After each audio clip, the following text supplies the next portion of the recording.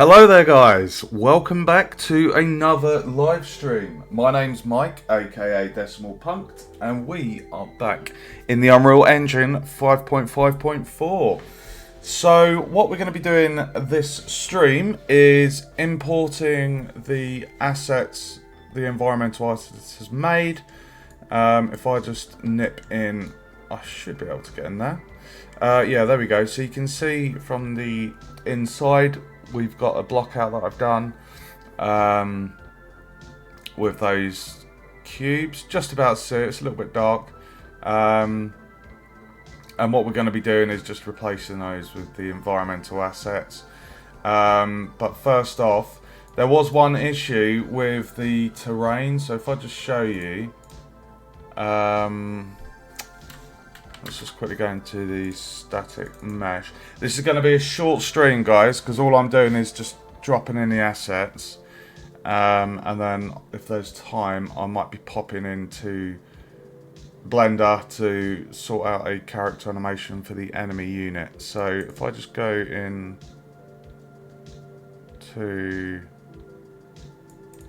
There we go, collision. No, sorry. Terrain. And this is the above ground. So I'll just show you the... So this is the above ground. If we show complex collision, what the collision does for the majority of my terrain, it's sorted out the environment, the low poly one that I modelled, perfect. But the pieces one of the artists has made, even though this was all joined, the bit I modelled and sculpted with these on the x-axis, that section for some reason it didn't do the complex collision. So what I had to do was create basically two separate things. So that is a zoomed in section. So this is that part that's not had the collision, and if I go on here, it's actually done it. It's really weird. I don't know why it's done that, and I had to do the same for the mortar block. I had to just export this as a single thing, and you can see there the collision's correct. So what we're going to do is we're just going to drop in the... One second. What we're going to do, we're going to make a subfolder in terrain, call this collision handling. And oh, that's annoying. Why is... Oh no, that's fine, sorry. Right, let's put in the floor, and that's going to go in collision handling. And then if I put the location to 0, 0, 0, there we go. So now, if we simulate, we'll do a bit of a moonwalk at the start. You can see now that Z fighting's because it's on the exact same axis. But yeah, it's all good. So what we need to do is we are going to go into the World War I terrain here.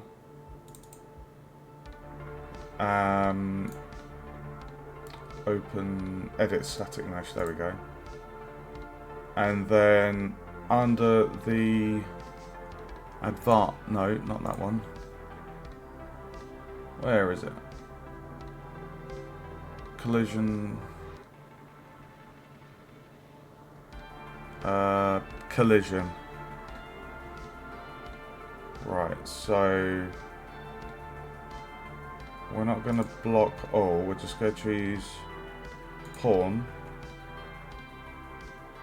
And then under the complex complex collision mesh, we're basically going to choose SM floor external. So if I choose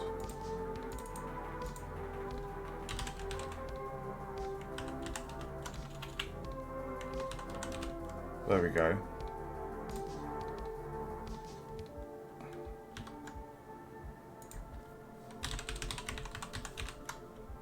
We'll choose that, and then if we show complex collision, there we go. So you can see the mesh I've put in, the custom model, which is just to handle that collision. You can see there in the blue in the blue sections, that's gonna handle the collision. So we're gonna save that, and then we're gonna go into the static mesh, and under the settings,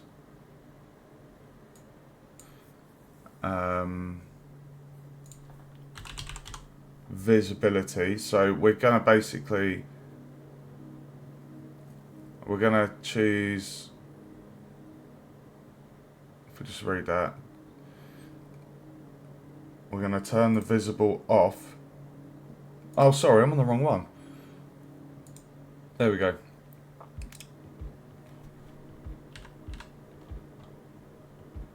So we're going to click the visible. So at the moment, if I simulate it, you see the Z fight in there. So if I turn the visible off, I need to get the programmers to fix that.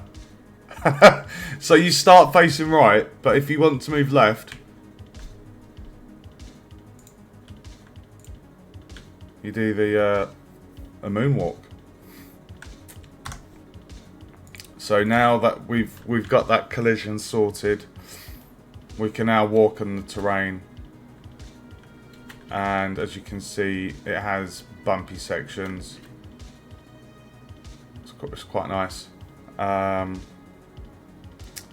And this is the next bit we're going to do. So when the player goes into here, they're currently in the bunker.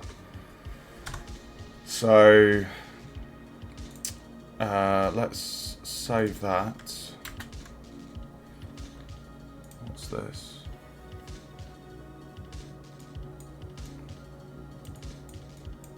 Yeah, just ignore that. Okay, so that's that section handled. So we're at the bunker at the moment. If I just go to player start, and if I just move that across. Oh, that's weird.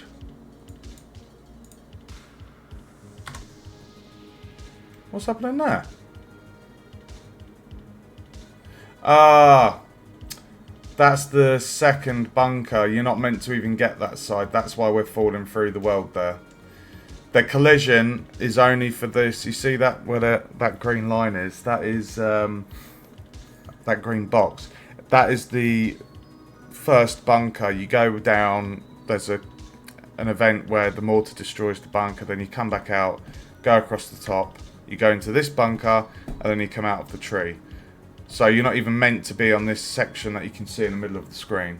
So I'm going to move the player start back to just roughly there. Save, simulate. So this is the next bit to fix those mortar blocks. Do you see that? So what we need to do is we go into the collision handling. If I just open up Blender, now Blender's actually been updated as well, guys, to 5.5.1. Right, so the mortar block, we can see up here it is 800 on the X. No, sorry.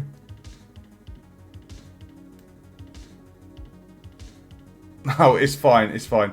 Right, okay, so we're just going to drop it in. So there are 3 mortar pockets. You can see we've got 1, 2, and then the third one is over there, okay? So we're going to drop in a mortar block just there, and we're going to go 0, 0, 0, Turn on the snapping to, I think, 100.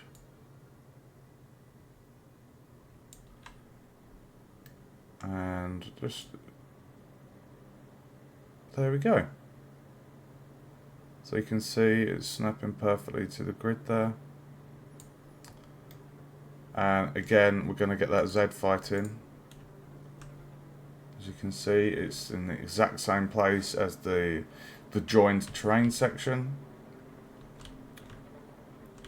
So what we're going to have to do is just do the same. So we go into the multi-block collision. We're just going to drop it into the collision handling subfolder of terrain.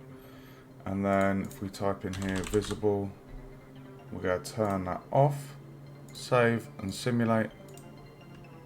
And there we go, no Z fighting. And now we can walk through the whole, so far you can walk through the whole level like this.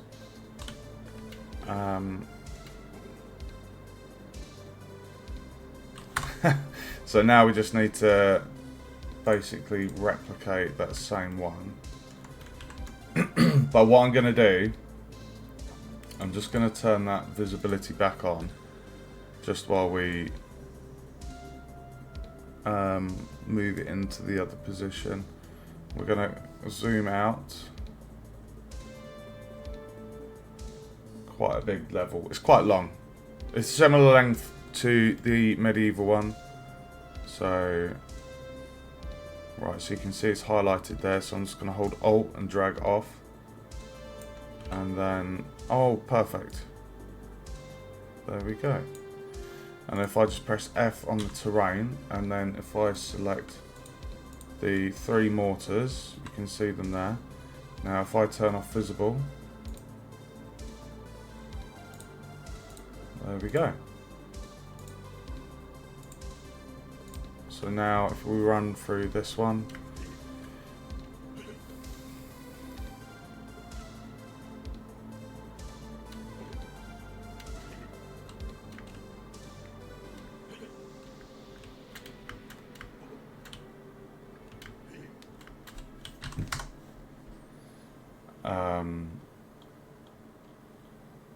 what I'm going to do with these enemies, I am going to go into collision, because these are just placeholder objects to show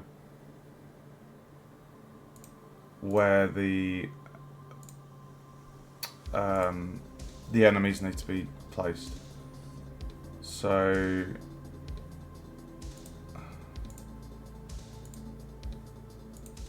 if I click pawn,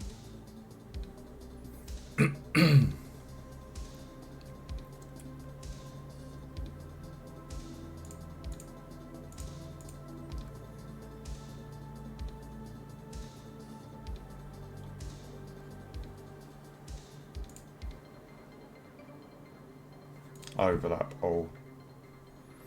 What's the difference between dynamic and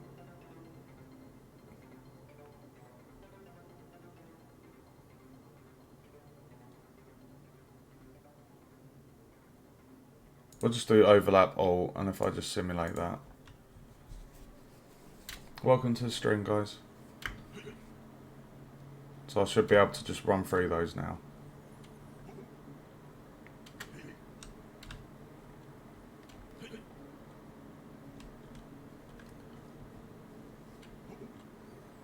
Perfect. That dude's meant to be a flamethrower.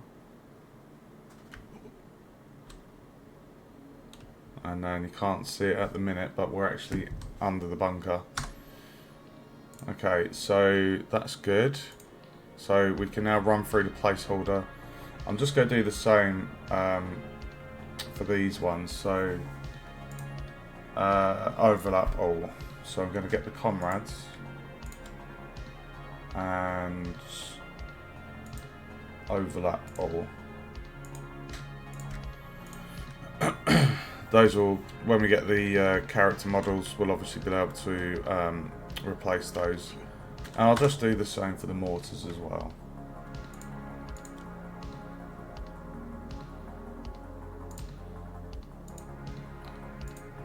Okay, so we've got the floor collision in.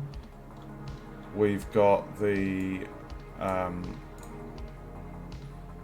floor collision, and we've got the mortar block collision.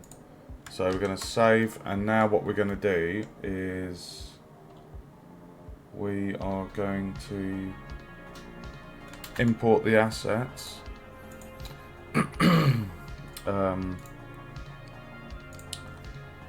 Bunker. So we've got the assets from the environmental artist for the bunker bits, and I've actually got the fake tree as well. I don't know why there's two there.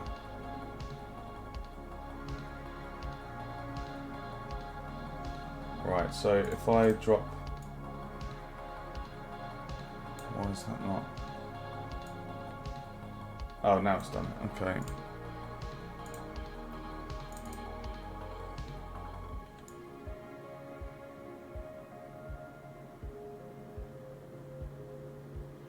Okie dokie. Right, so we've got a few twigs on there.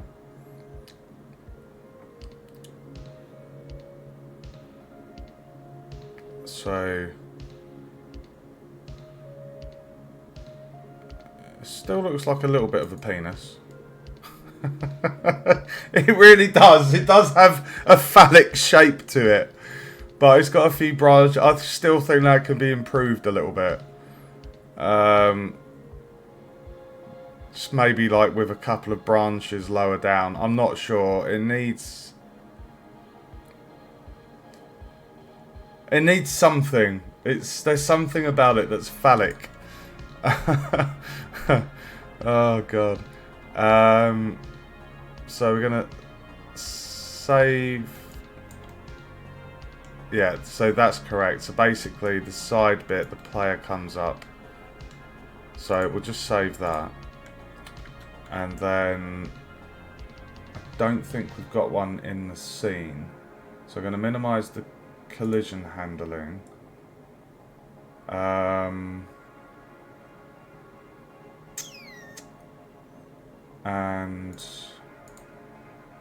I'm going to make a new folder. And I'm going to call this... hold on. Make one there. Okay. We'll call this one props. And then we're going to drop in the tree, and then we'll go...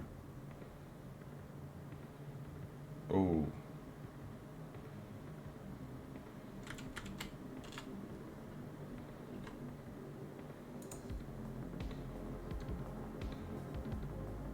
Where is the tree? Props. Right, so we're going to have to bring that there. And if I just let that come out and then go to the tree, this basically goes over this gap here. What I'm going to do, I'm just going to go into the project settings and put in exposure. Turn on auto exposure.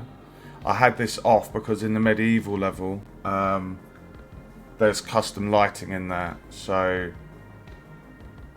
what auto exposure does is, depending how, if you're in a dark area of the game, it will automatically brighten it up so you can see it. So I'm just going to turn that back on, the auto exposure, save, and then there you go. We can actually see a bit clearer now. So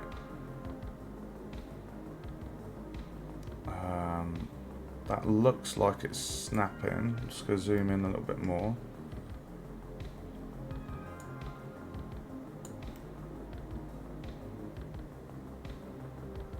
Okay.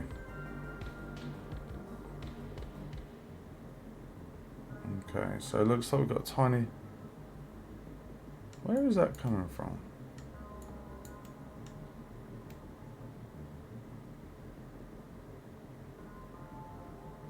Okay, so we're going to have to get the artist to just make that a little bit more submerged.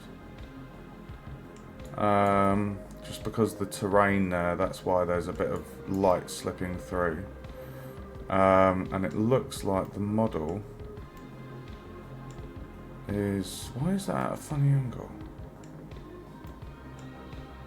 Right, can you see that, guys? As it's going towards that end, it's there's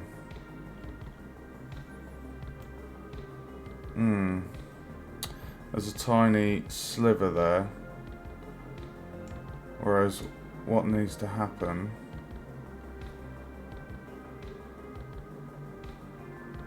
I mean, that might be perfectly snapped. It's a little hard to tell because it's on the grid.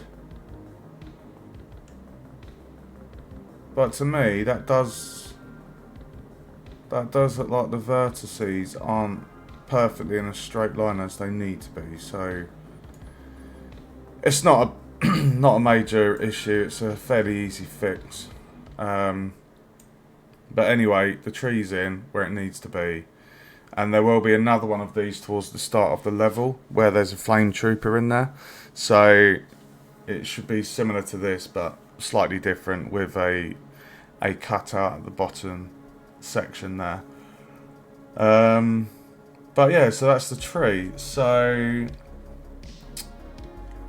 what colour is that? I feel the colour of that, the material does need to change because that's a bit too light for the environment. Yeah.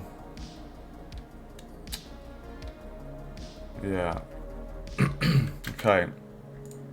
So the tree's in. What I'll do is I'll remove. Where is the other one?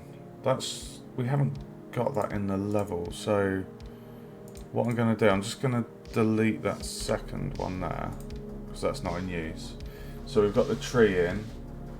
Okie dokie. And that's in props. So now what we're going to do is we're going to go into our bunker folder and I'm going to import all of the bunker pieces. So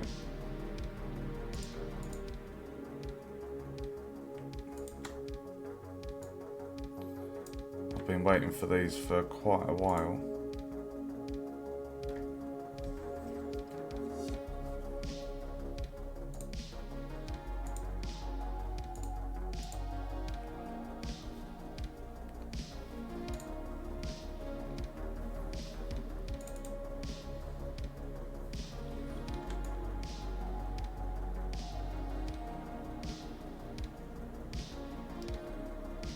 Okie dokie.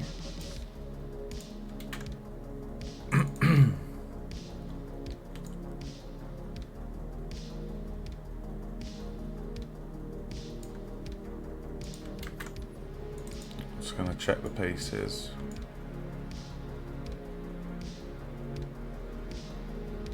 I like the texture they've done. I'm not sure if it's too pixelated. What is going on there?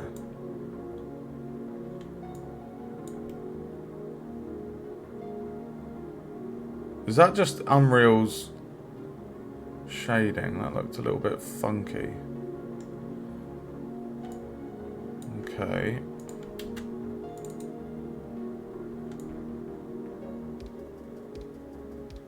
It's a nice piece, that. I like that. Entrance A, entrance B, and exterior. So this is damaged part. Okay.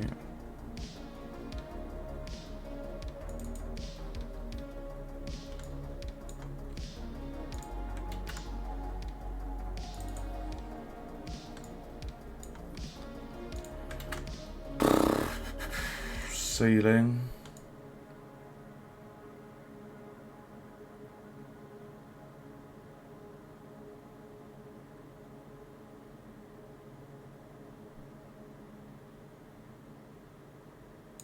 Okay.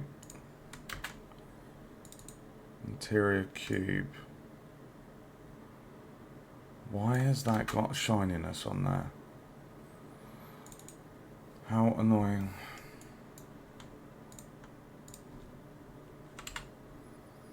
Shouldn't be shiny. So concrete, mossy concrete block. Should not be shiny. I think that's Maya's, I don't know. Blin, I think this Blin thing is to do with Maya. I don't. It's weird why it's called Blin. I don't know why. It makes me want to go Blin Blong. It's weird.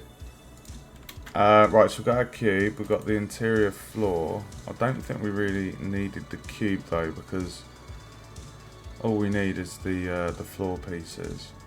And if we just show collision, yeah, perfect. Okie dokie. And we've got the ramp.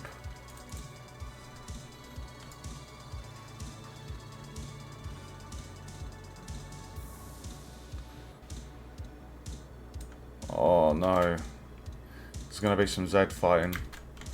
That face here, I only needed this ramp section here. I can tell you now we're going to get some Z fighting, unless...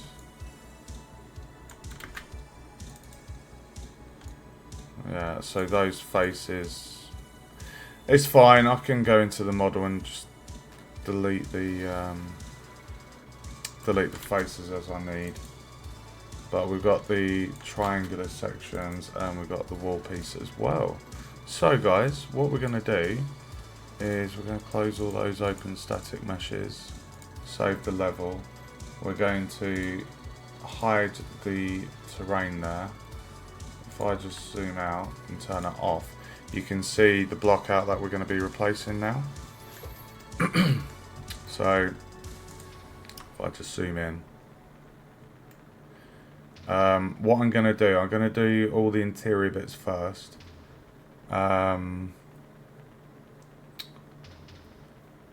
So I'm hoping there is going to be no issues with the pieces being misaligned. They should be fine. Terrain. So what I'm going to do, I'm actually going to put trenches in terrain because it is part of the terrain.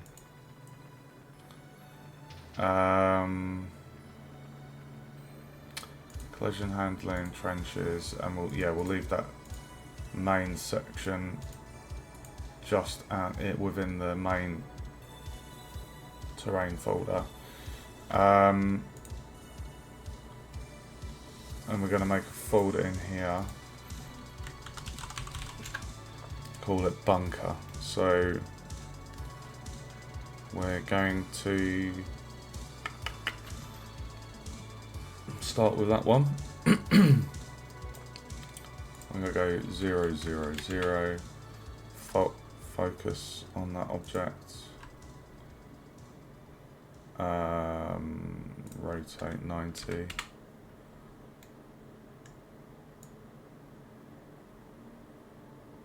Okay,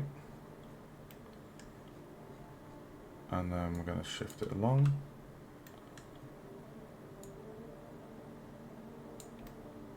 Okay, it's a fairly good indicator. There's no...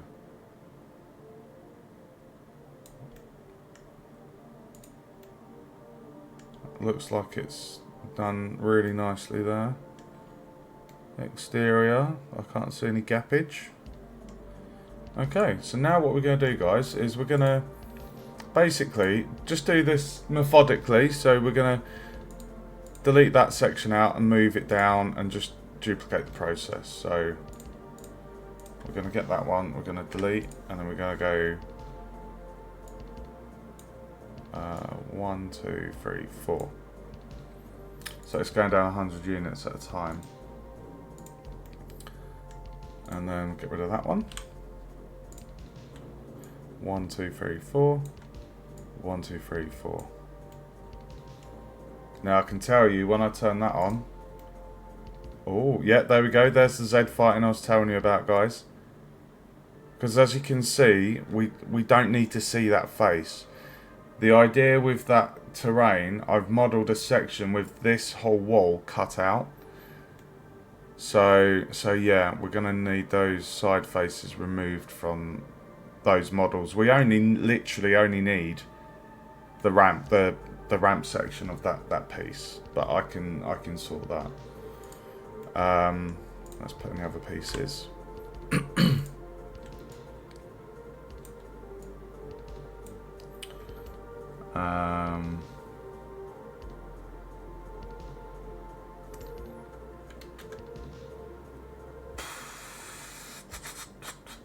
I've got that one, so I'm just going to go plonk, go 0, 0, forward focus. Oh, let's just move those bits into bunker. Select triangle, so rotate 90, and then 1, 2, 3, 4, 1, 2. I'm going to zoom over here.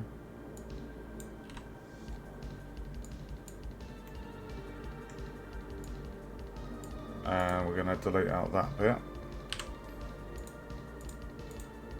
And then 1, 2, 3, 4. Okay, so again, we literally only need that face. So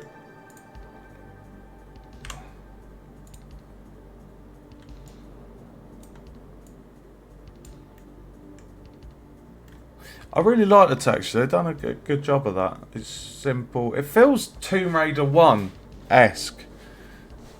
It feels very Tomb Raider 1-esque.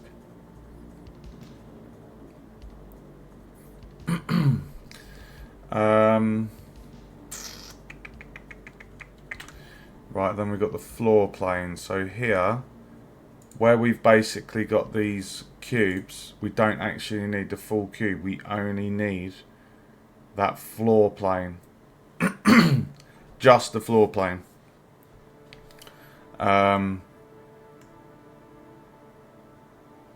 Because this face here where my cursor is, the terrain, that section's the kind of sedimentary part of the terrain I sculpted. So what we're going to do is we're going to delete that cube. We're going to get the floor plane. Now if I actually just copy the location here and paste, and then go 200 on the Y. There we go.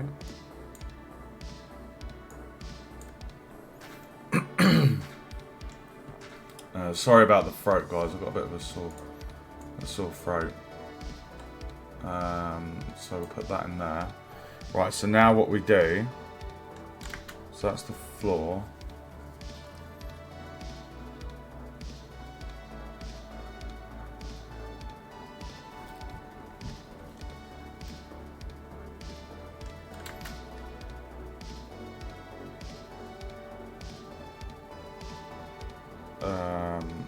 Yeah, we'll use this back one for the back part.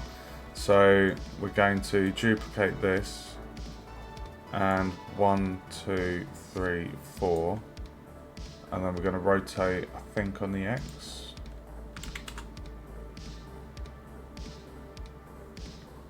No.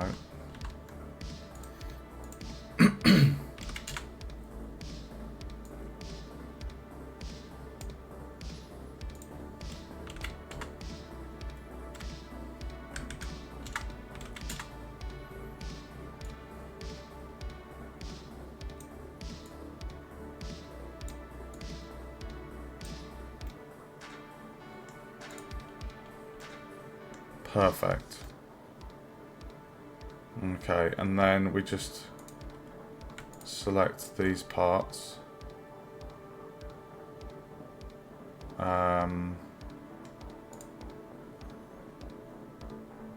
These should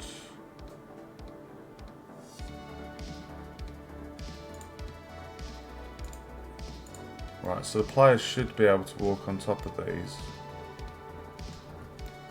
If I just save, get the players start, and if we just move that back.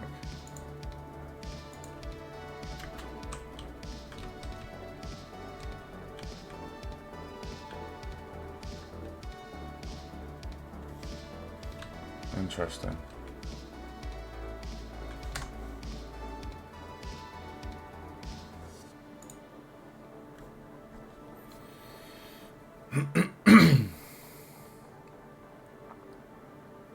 Why is that trigger box set to block all dynamic?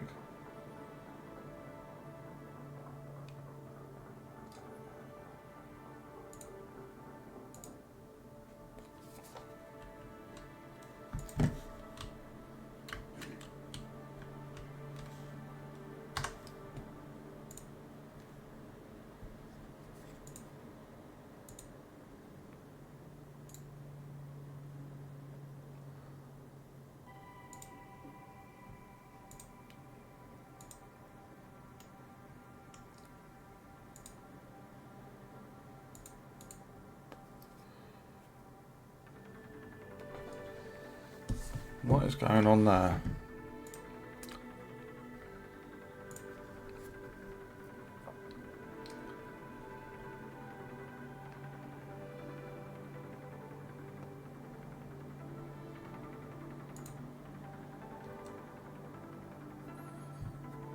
I'm going to do overlap all. I don't know why that was changed to block.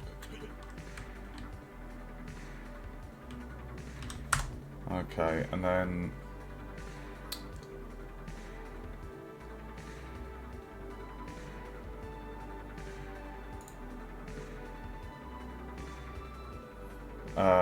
visible. I'm just going to turn off. So it's still there, it's just so I can see the player in the bunker. There we go. So we can see the collisions working.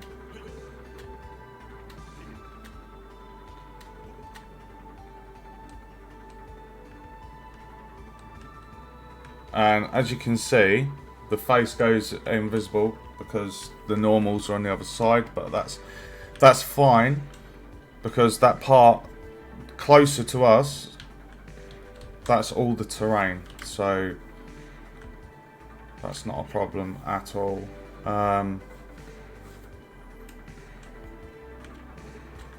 Okay, so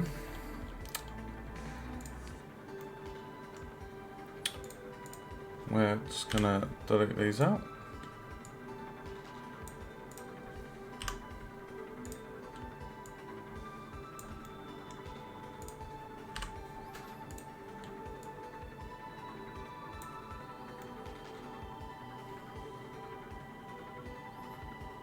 I don't know why there's a cube there. Okay.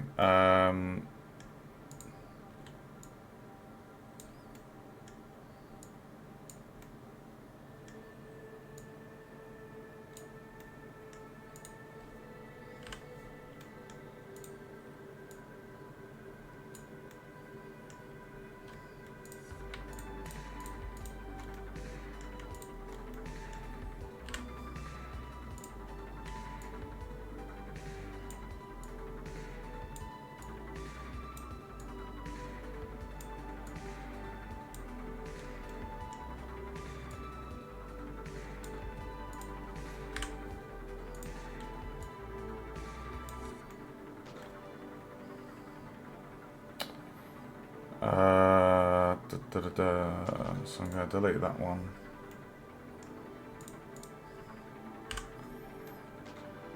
And then we're going to bring that one over here.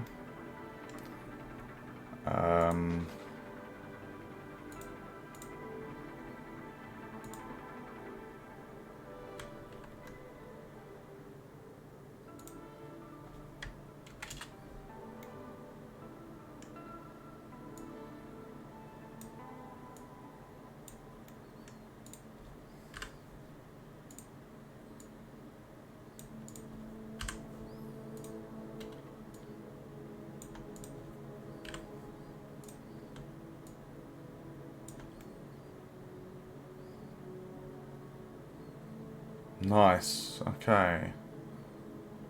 And then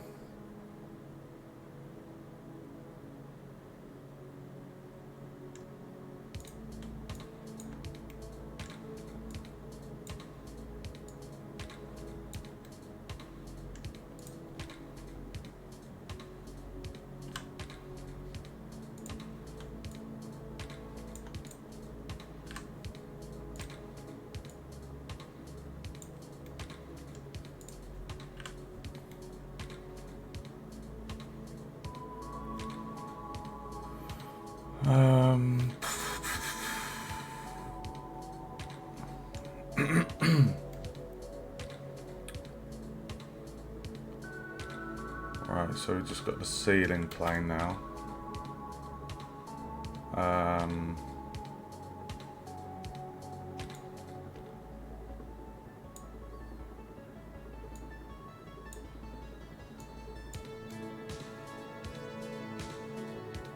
So if I put that in there, and if I copy the location of that, and then click on the ceiling, paste that location, and then all we need to do is just move it up to there. And we get rid of that.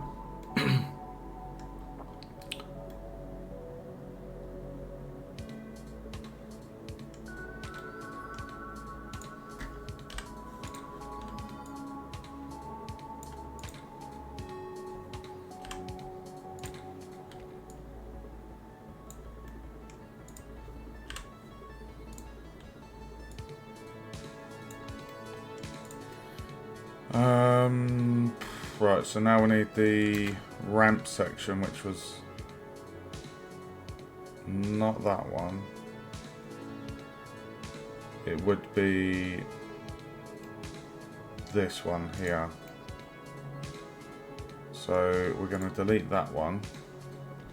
Actually, before I delete that, let's just move that along. On the X, 90, 180. There we go. Get rid of that one. 1, 2, 3, 4. And it doesn't look like we have the ramp piece, so yeah, like I say, I'm going to have to delete off those other faces because we only need that ramped plane. So I'm going to delete that one.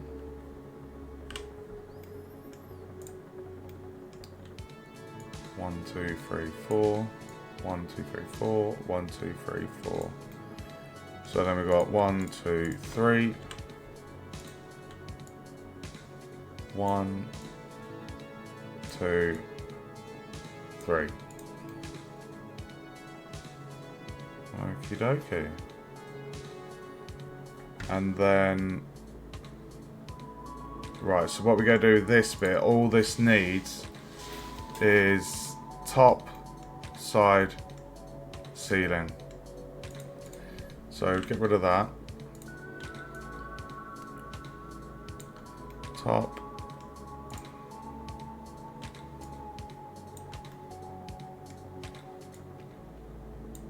Side.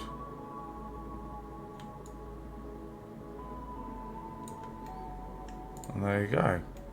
Ceiling, side, top.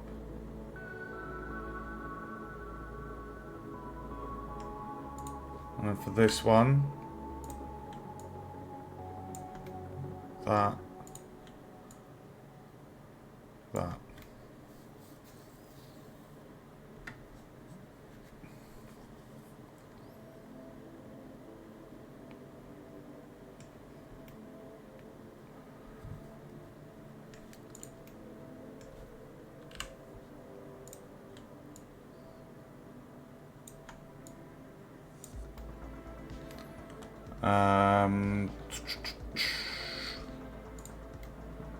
Oh, what's going on there?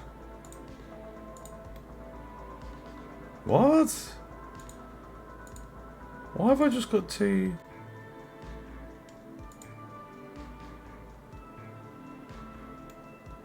How peculiar.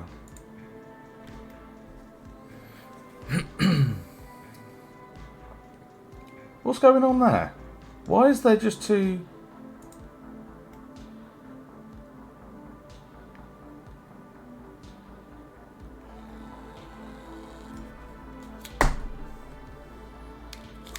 I don't quite know what's going on there. Why is there two?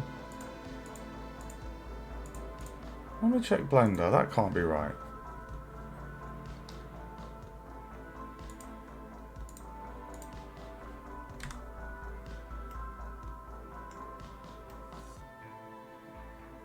Why did I do that? Why did I do two How weird.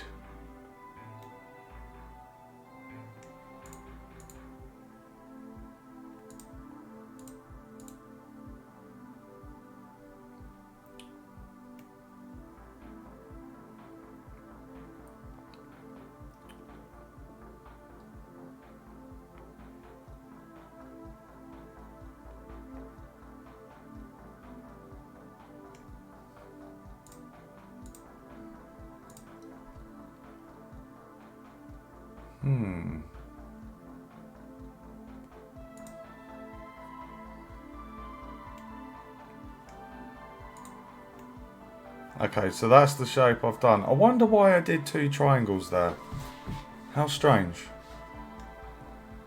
Okay. So what we'll do then, we get rid of that one. And then we'll bring this one down.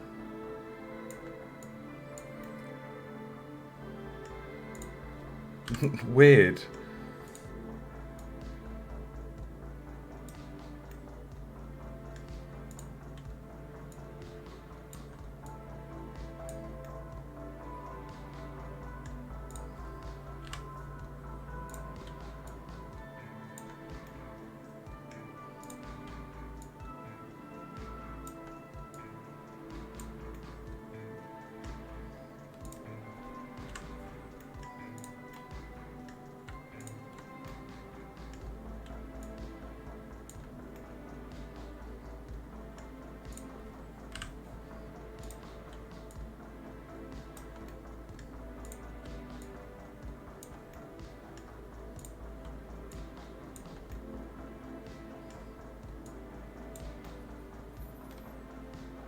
Okay, so just ignore. Welcome to the stream, Awen. I don't know why I did that. You can even see. On the Blockout. I just don't know why I did two triangles and not a cube. So weird. It's all good. That's no problem. How are you doing, Awen? Right, so we've got those bits. So again, where we've got these front faces towards us, those will get removed because this part here is the only bit of that model that we need. Because the terrain is, like if I turn the terrain back on,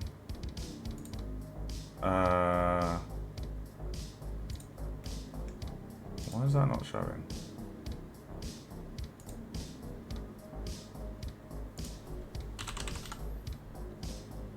There we go. So you can see what I mean here. The terrain, the cutout I've got. So we've got above, this is called AG for above ground, and then we've got UG for underground. So when the player hits this green collision box, the terrain static mesh changes to the underground model. And what we can do, I can actually just go in here.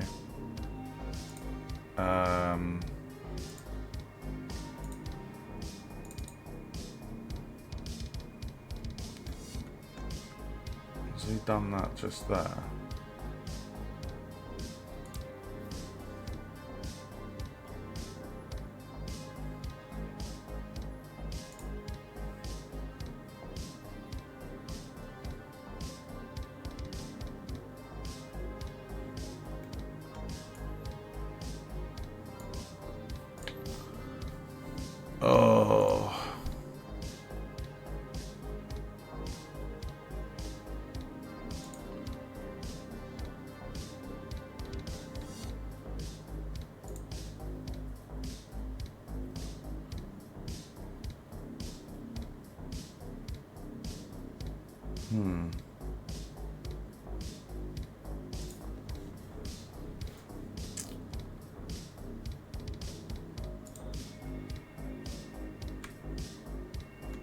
Right, hold on a second.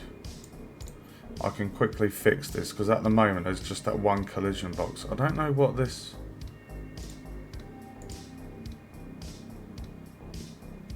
Trigger box 2. Why have we got a trigger box there? Like, you just need...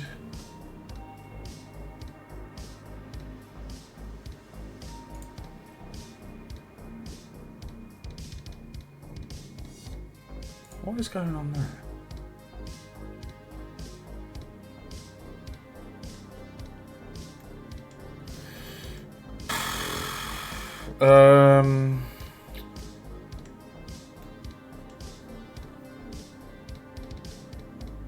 Right, I can quickly do this. I know I've kind of got a bit sidetracked here.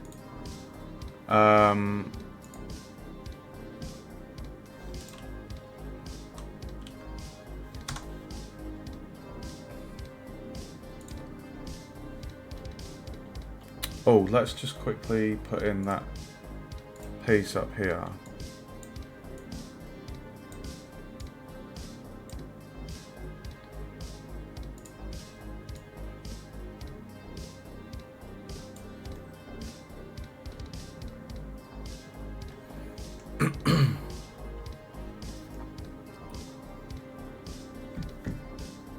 I don't know what they've done here.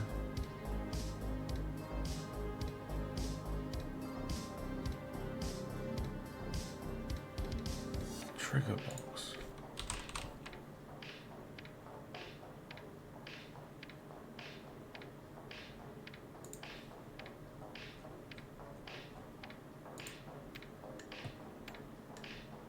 I mean, all you need is that. Let's check the code.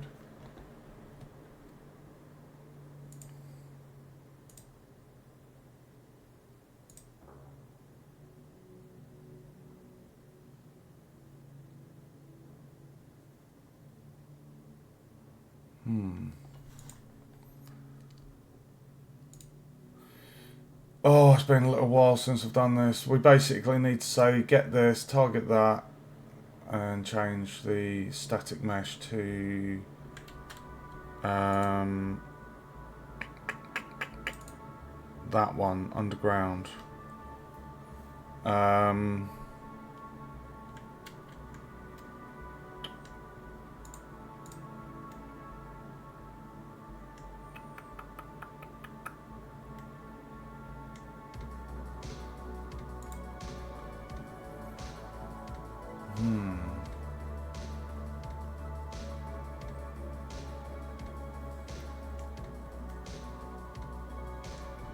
And then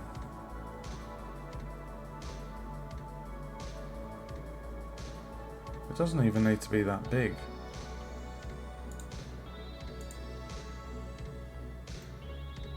Why is it not on the x-axis?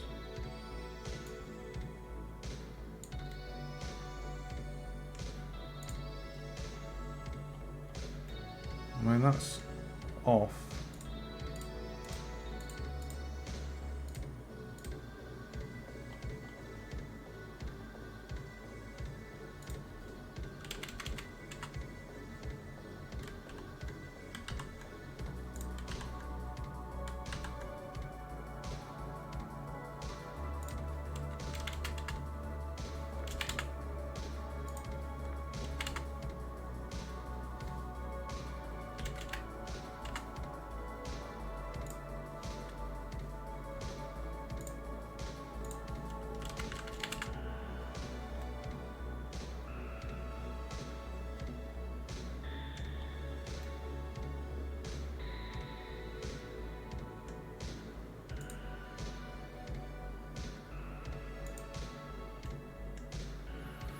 Okay.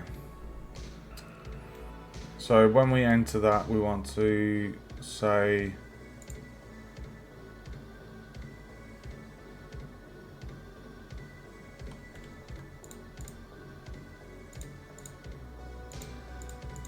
let me see if I can sort this out. I really don't know why trigger boxes have been put and not just that BP actor that handles the collision, because you just basically put one at either end of the bunker. And it's the same for the tree, like here. When you come out of the tree, and it would be a flip-flop. Have a flip-flop.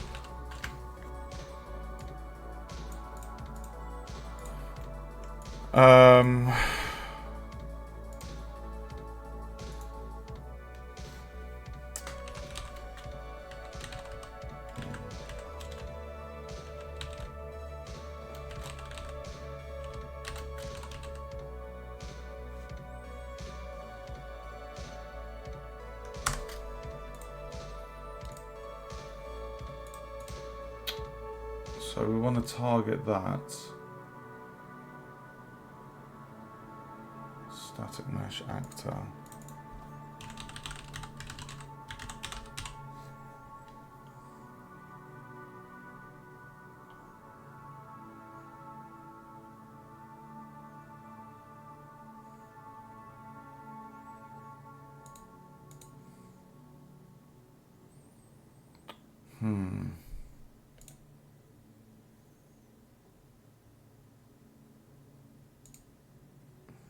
I don't want to make a blueprint for the...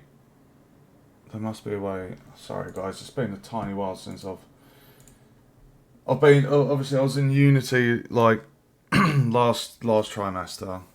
Done loads of modelling work and bits in this. We just basically need to target the scene static mesh and then just say yeah, set the change it on the flip-flop.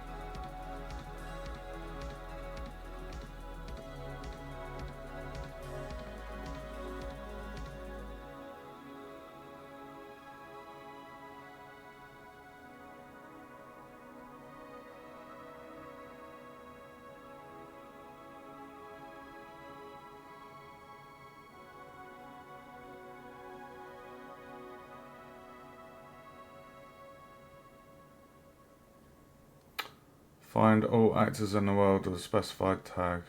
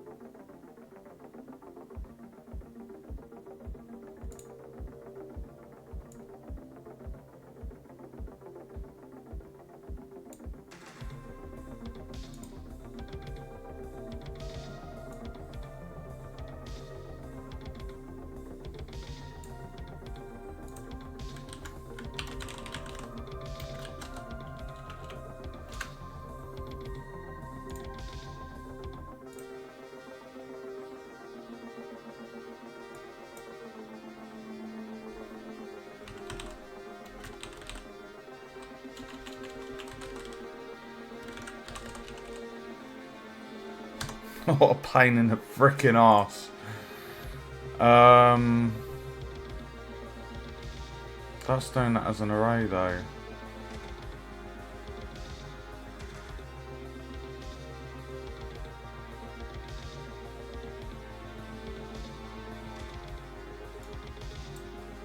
Must be an easier way that I'm doing this.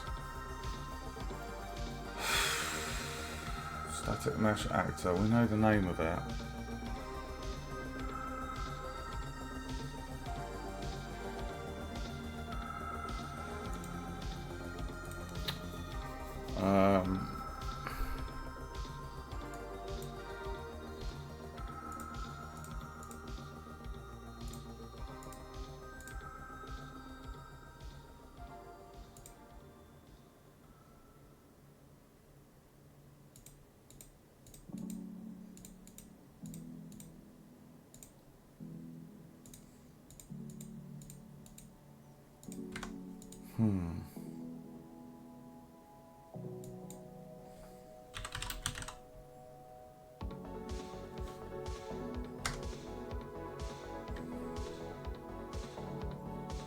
God, why am I having block? I'm having block. I just can't think.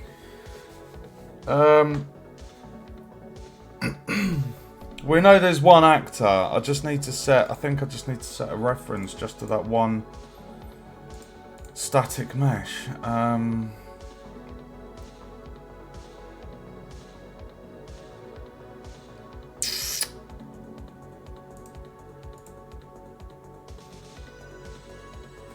I mean, if I made a blueprint of the terrain.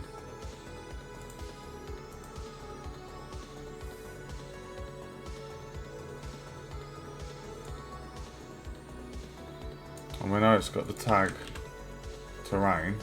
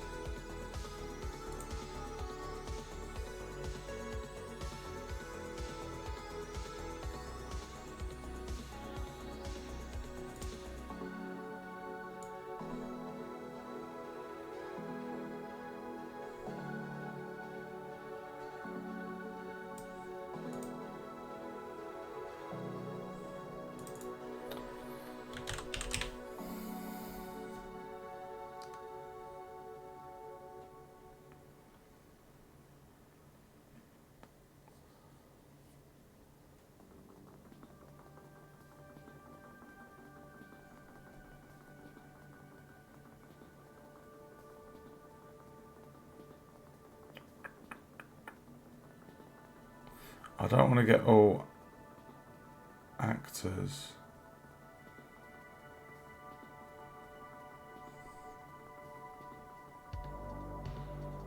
I just want to get the bloody static mesh in the world.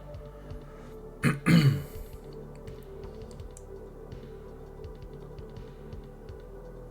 it's not a component.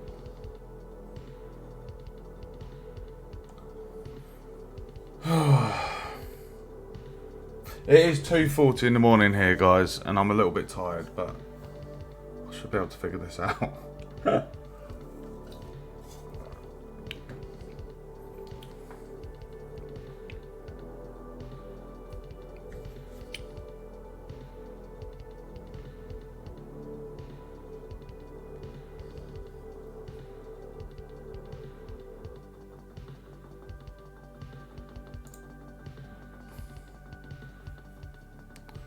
Get actor of class.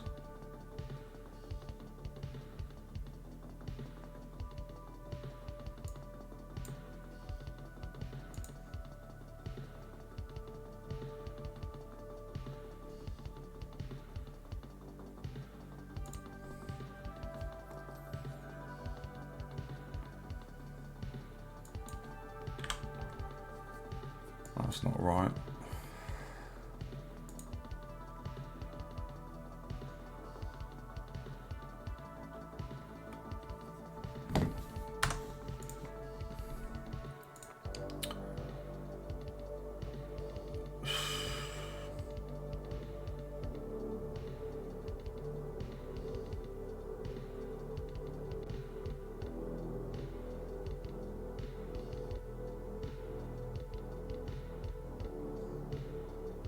I mean, that's the same kind of thing as that, just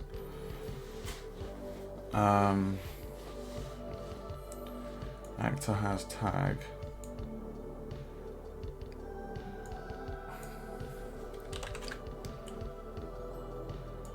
No.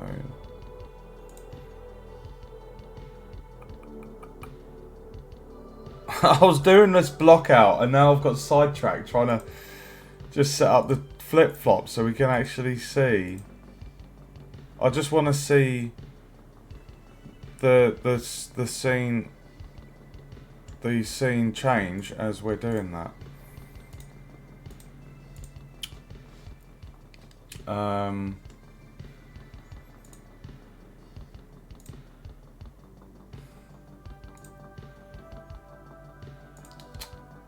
This would be so much easier if I just made that into a blueprint and just said on game start make that a reference.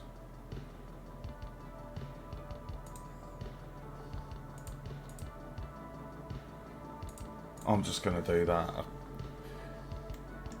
I'm not wasting any more time.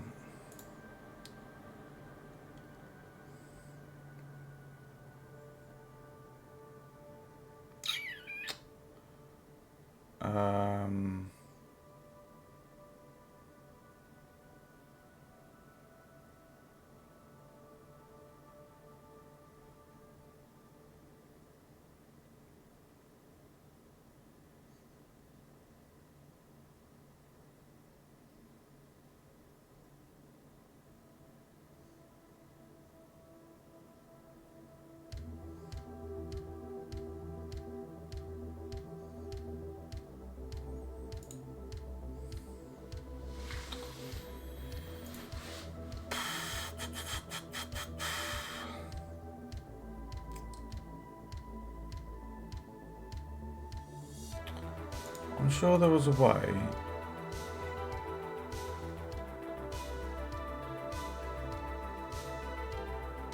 Where you can just convert that to an actor.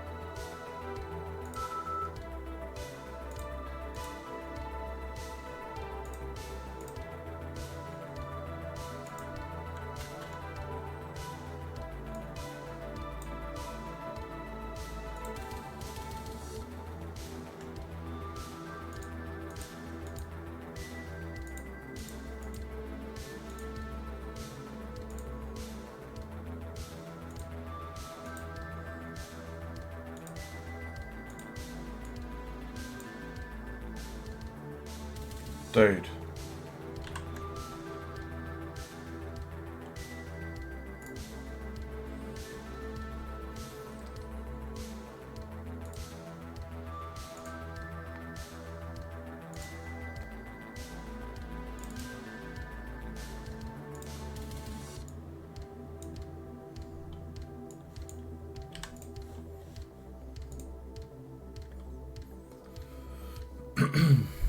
um,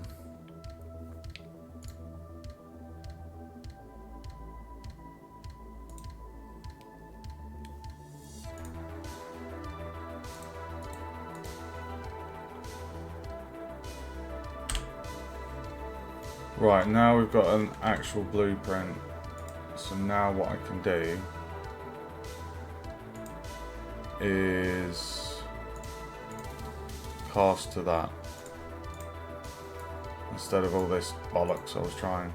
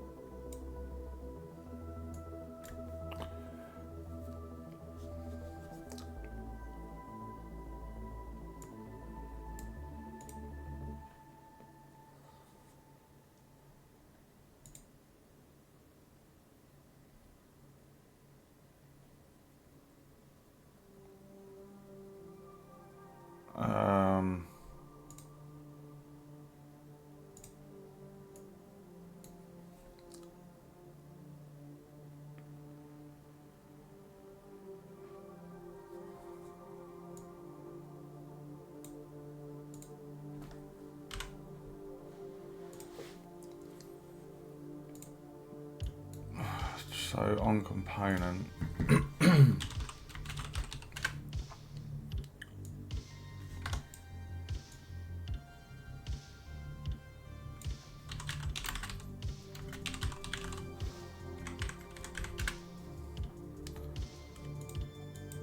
going to need a sodding reference, isn't it? Oh man.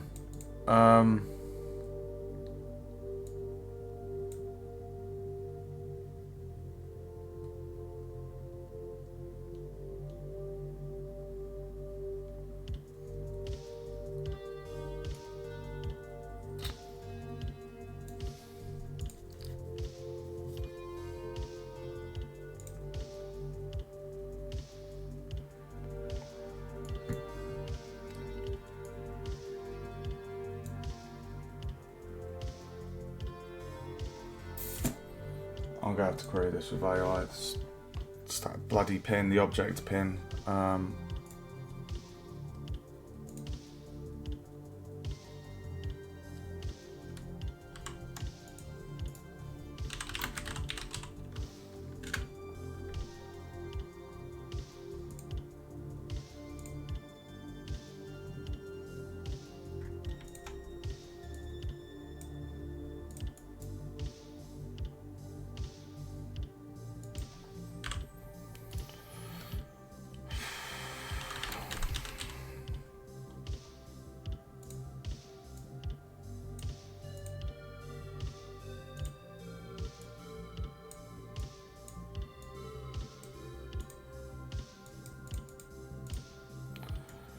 Right, that should work.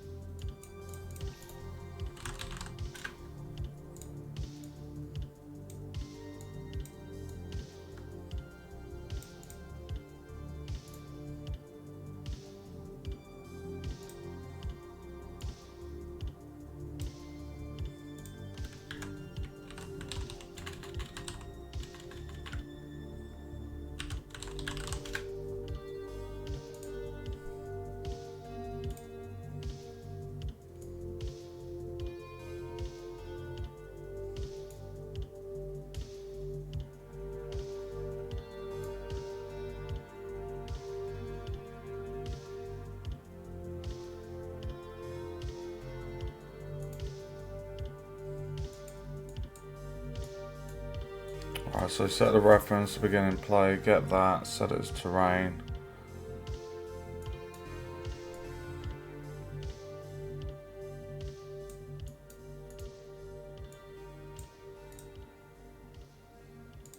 And then we're going to get static mesh component.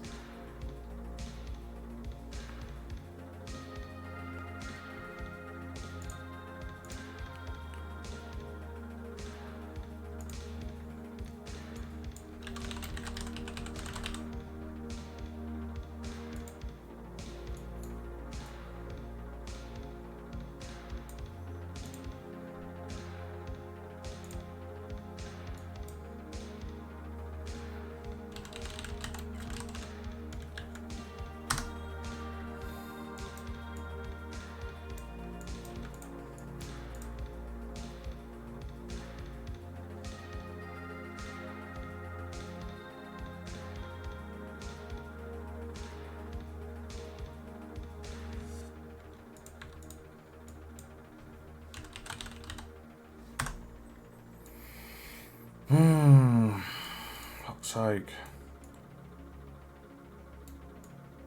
I don't need all that bollocks.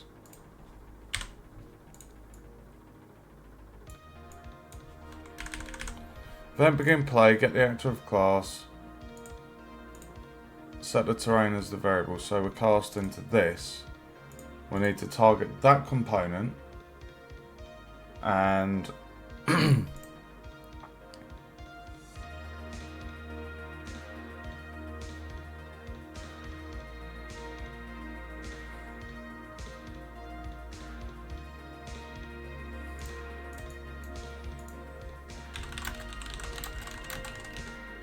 fucking hell.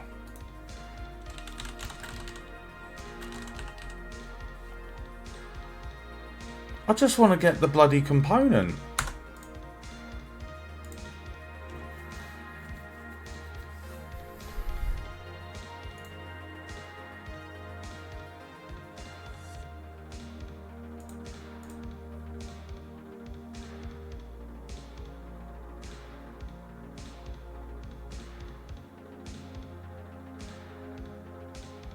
It's already on there. Get AG, right.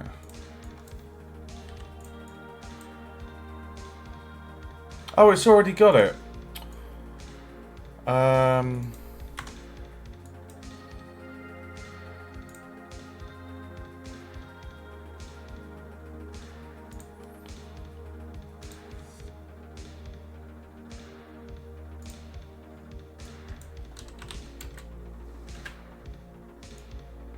Bloody hell. Oh my god. Right, set the static mesh. So at the moment it's AG, so it's going to be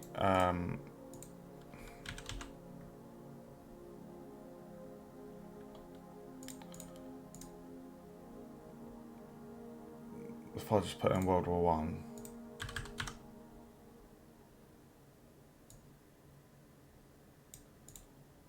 Why do you not want to play ball?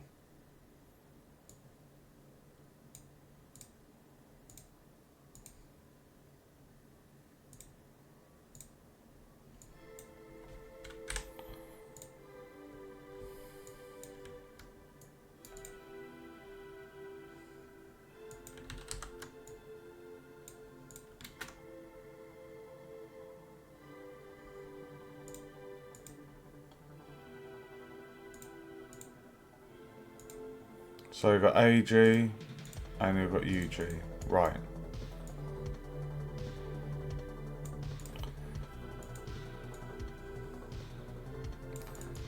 So now that we've got that, when we overlap that box, we're going to do a flip-flop. So on the A, it's going to go to underground, and then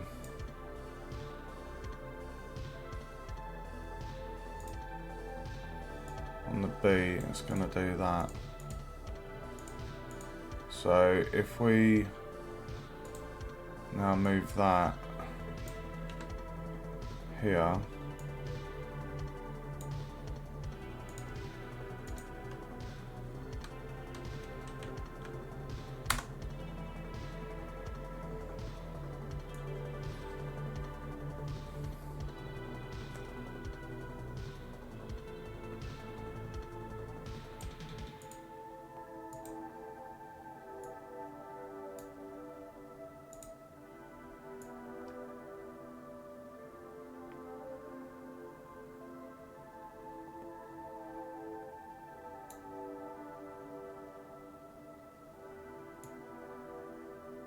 why did that not work?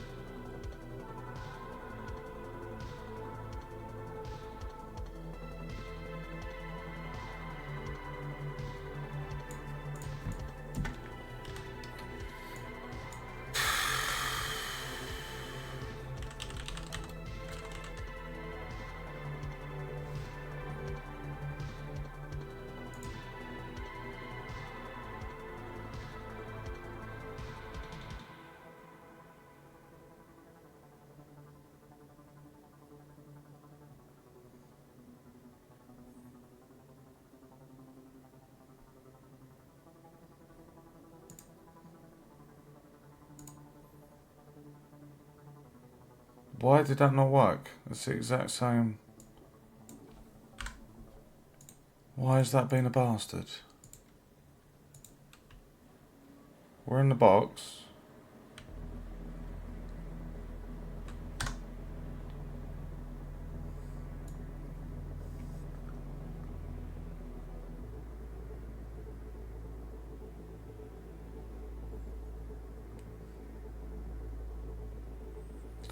Access none.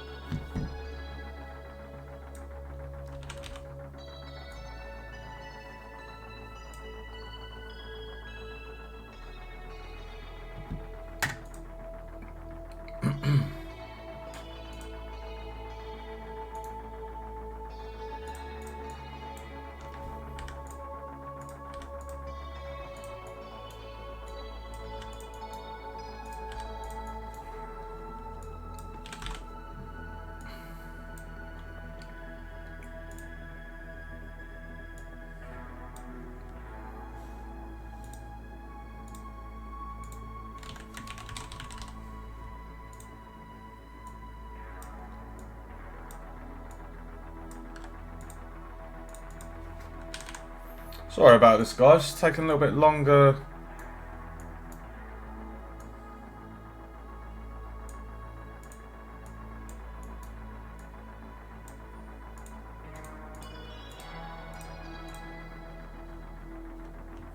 Oh, you are being a bastard, aren't you?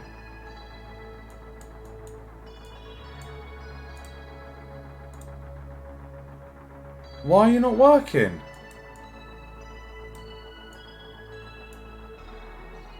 Get actor of class.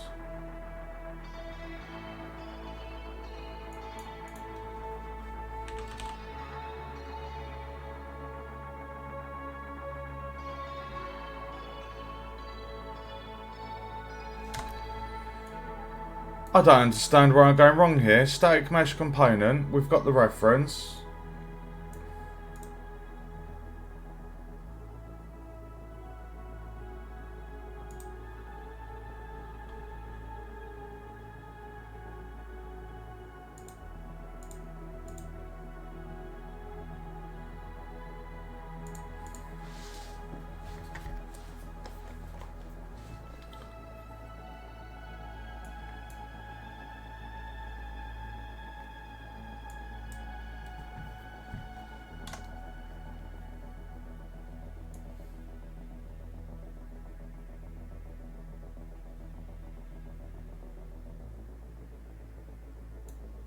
Why is that not working?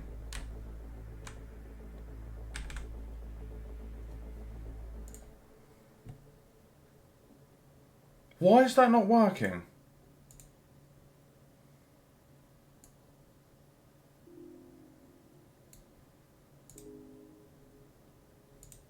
I don't understand why that's not working. We've made the reference, we've targeted the actor, begin play, and collision's in there.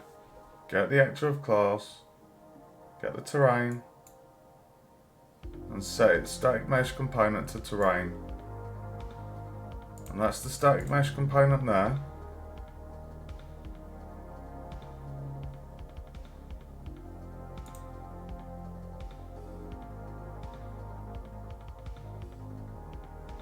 Why is that not working?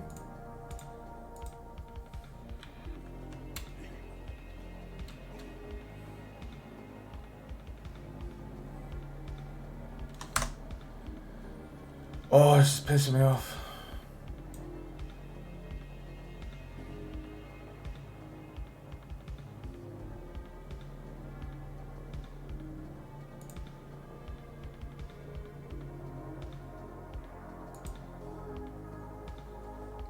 Hey, spam comment. Thank you, Clammy.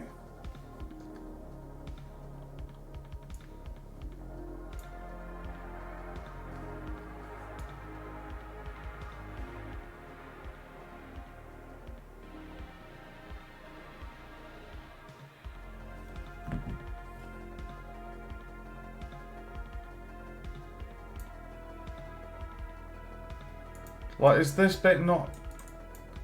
You know what?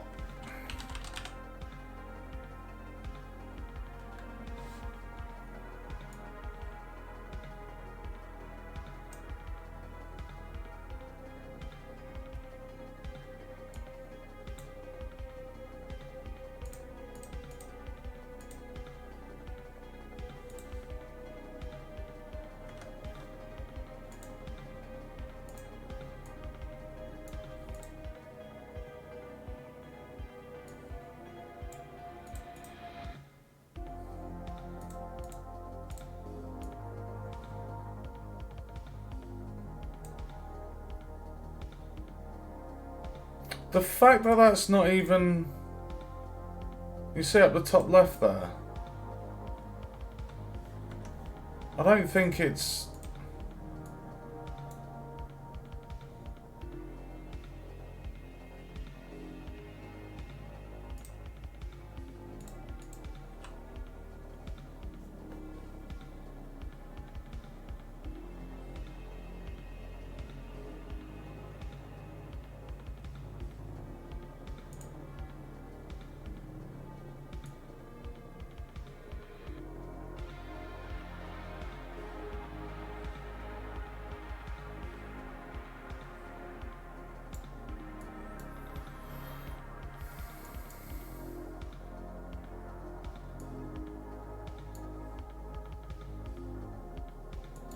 You know what I'm going to do, because this is just winding me up.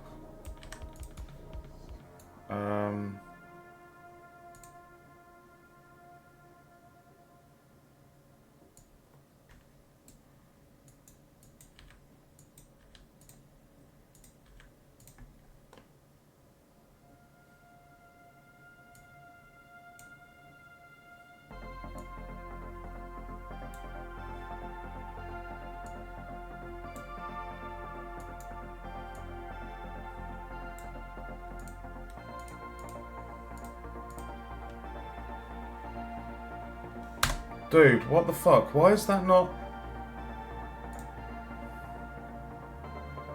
That looked like it... There wasn't any error there, though.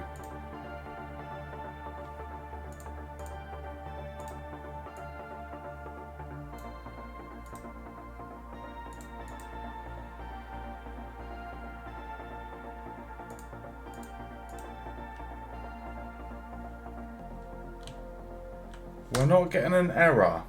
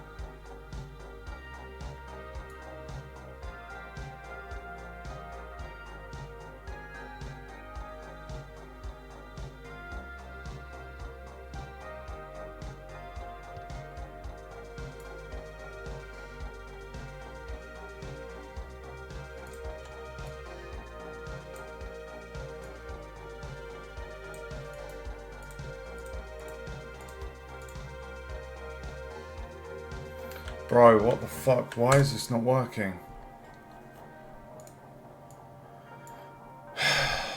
I'm targeting the static mesh component.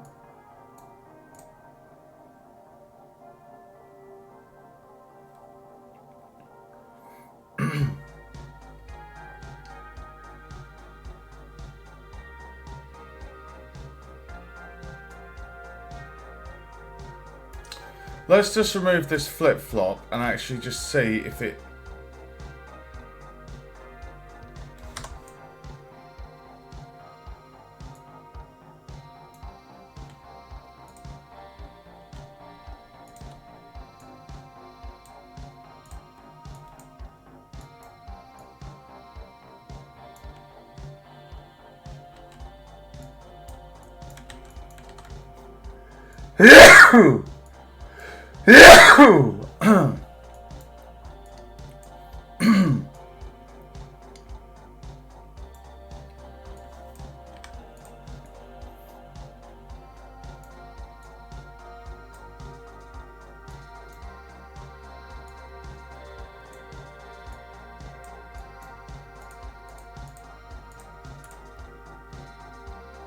Oh, this is really pissing me off.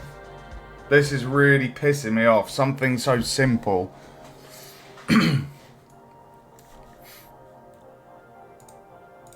On component begin overlap with the bloody box. Please don't tell me.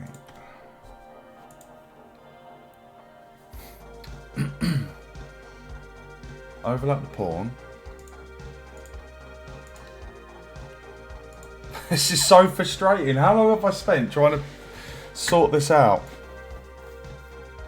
I mean, the fact that we're not getting the development string even come up when we enter the collision box, that alone is a little bit of an alarm bell. If that logic was working, we would get this happening. That's not even happening. And we've definitely got the BP collision right there. And the player starts there, so we are going into the box. It's on the axis. We're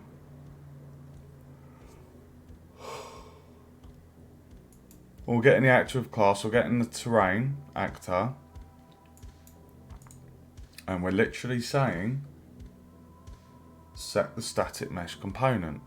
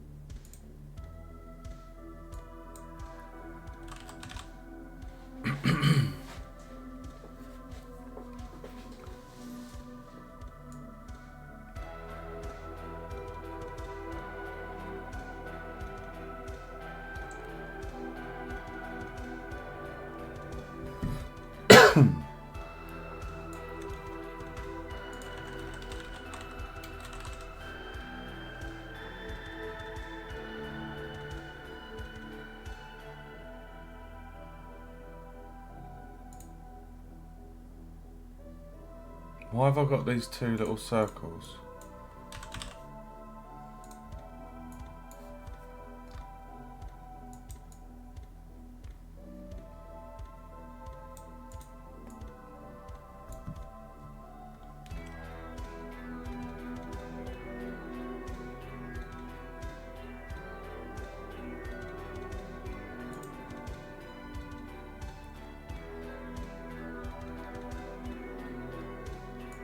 The fuck?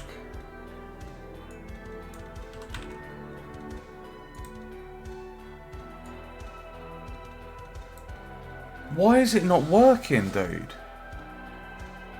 Underground.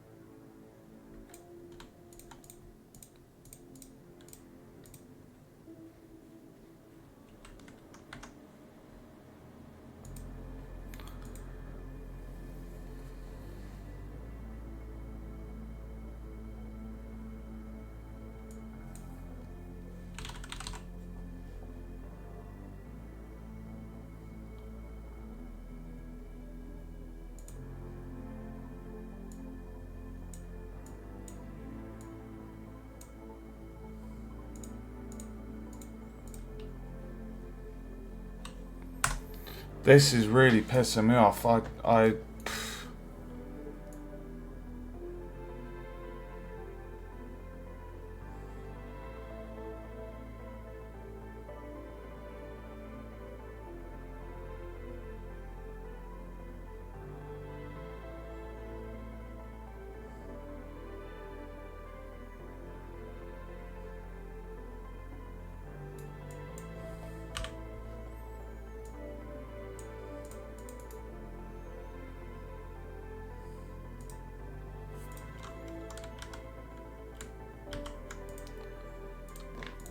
don't know why that's not working, guys.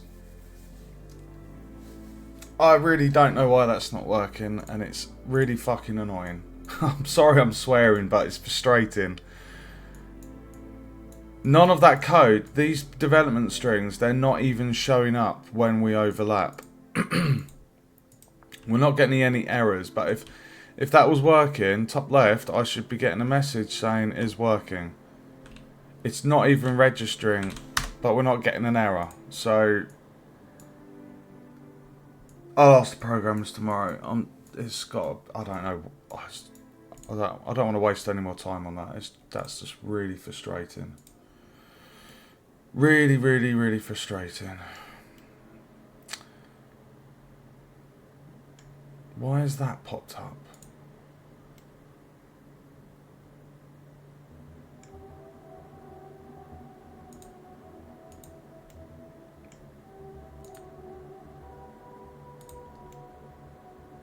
Right, so we've got the ceiling parts in.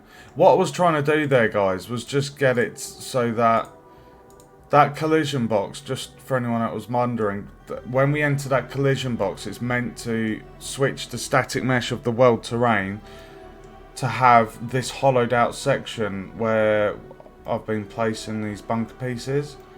It's meant to swap the static mesh to the underground version so you have the cutout in the terrain. That's what I was just buggering around with, but it's been a bastard, or I've just, I don't know. But that's essentially the code. Just set the static mesh of the terrain. So it's really frustrating when something so simple is just not playing ball. Really, really frustrating.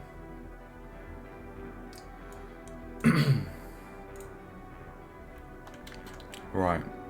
I'm not wasting any more time on that. Where's the wall piece? There we go.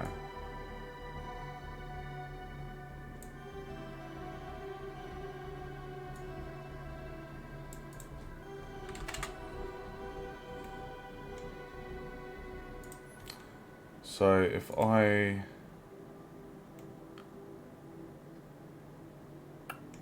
copy that location and then go 1, 2, 3, 4.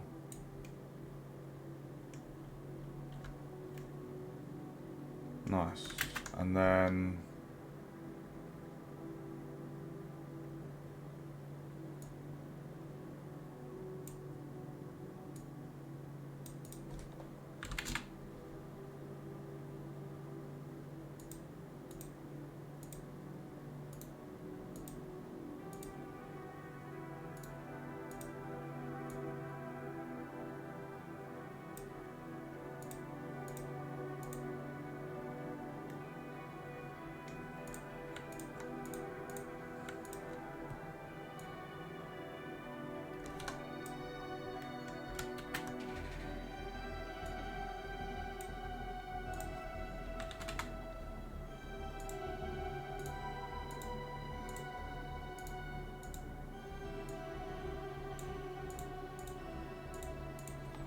are you taking the mic?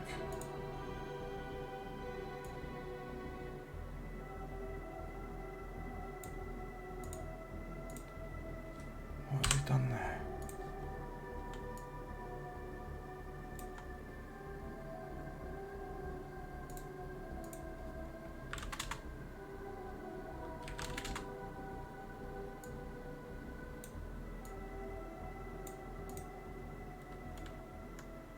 Why is that piece?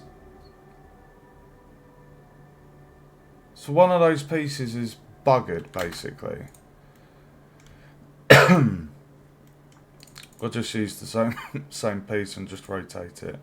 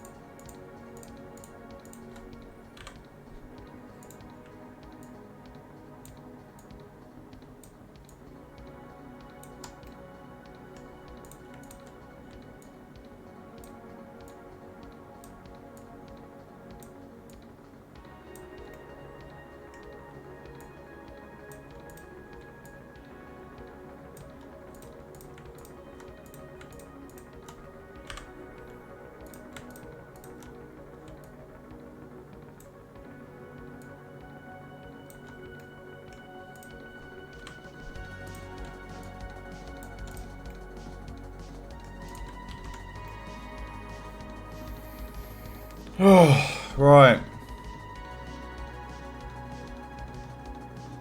Like I say, guys, ignore those where the normals are inside out. If that terrain was playing ball, it would be toggling it on and off and you'd see the nice terrain. But anyway, that is that bit done.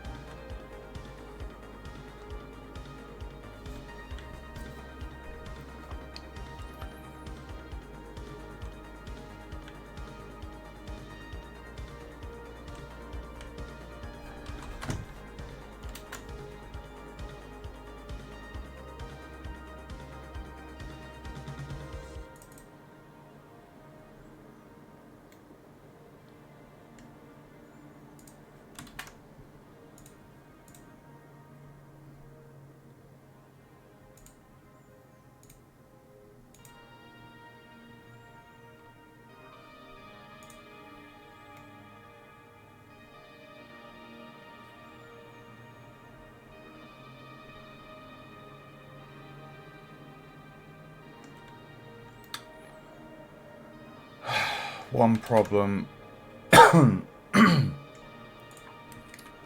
we're also going to have is that.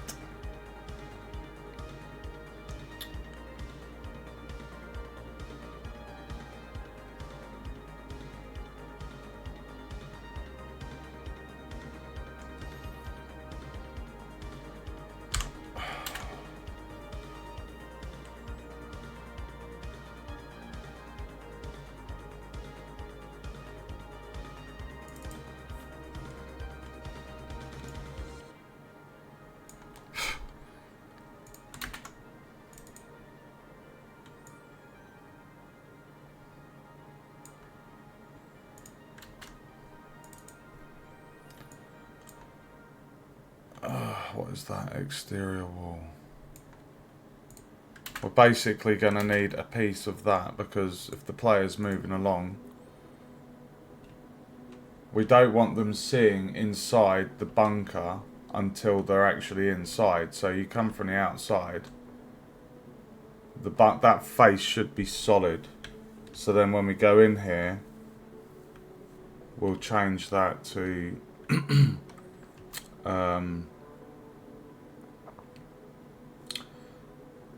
we'll change that to that version. So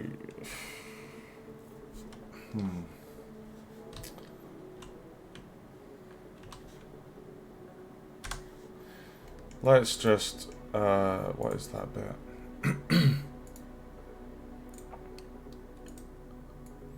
I'm really wound up. This is really bugging me, this code here. If anyone's watching, I can point out where I've gone wrong with that. Feel free to drop a comment.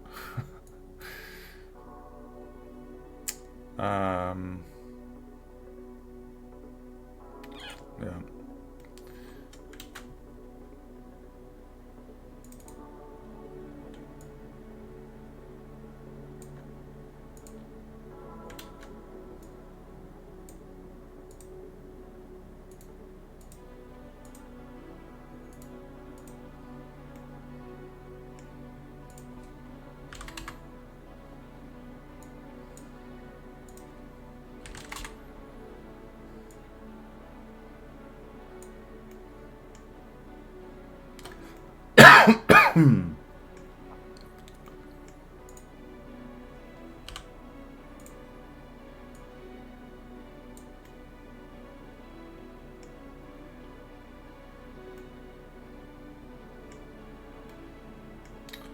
That terrain is winding me up just looking at it.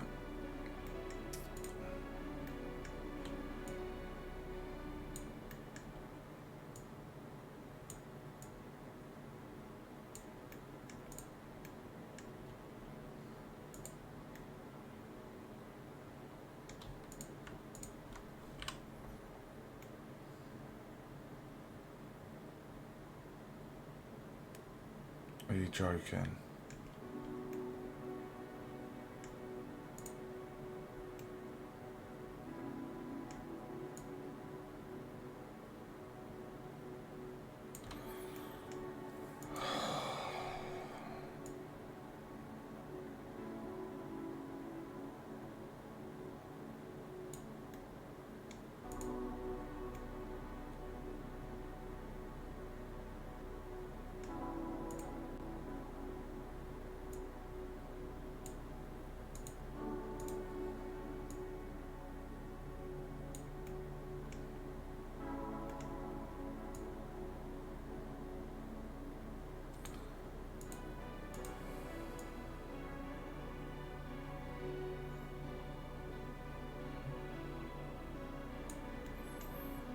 There is a gap there.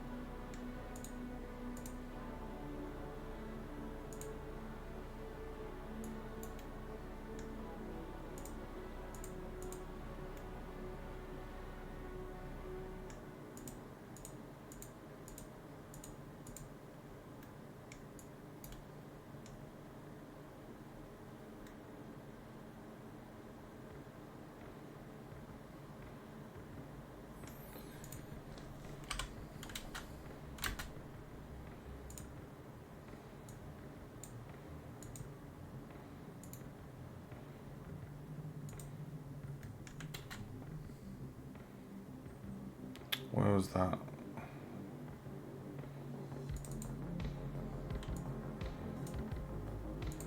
Exterior wall.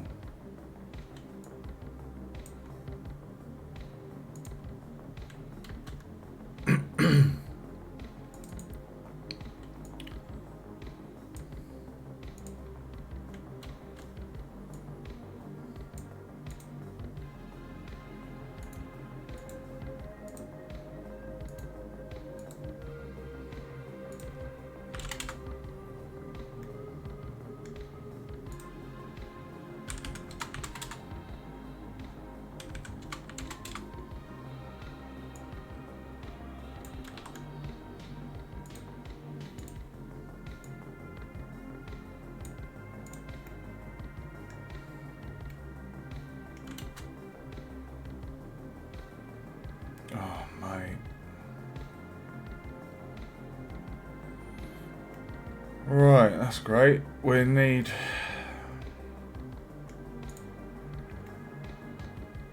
Where we've got all these pieces, we haven't got a single... Just a single ceiling piece. We've got the interior ceiling.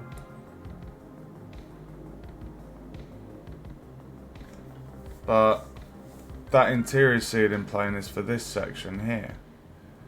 So, because the artist has made that quite thick, we're going to need a single 4x4 ceiling, same thickness as that piece, to join up.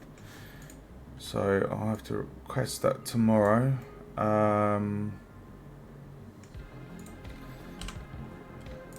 So, not a problem.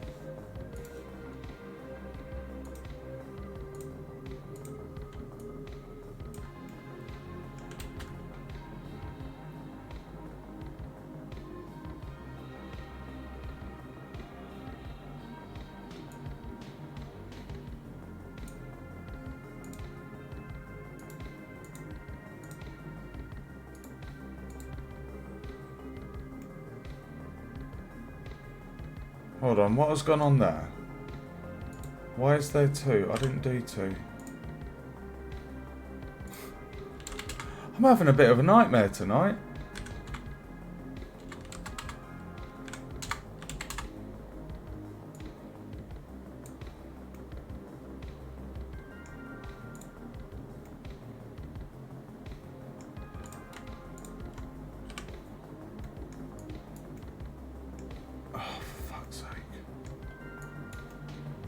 Excellent.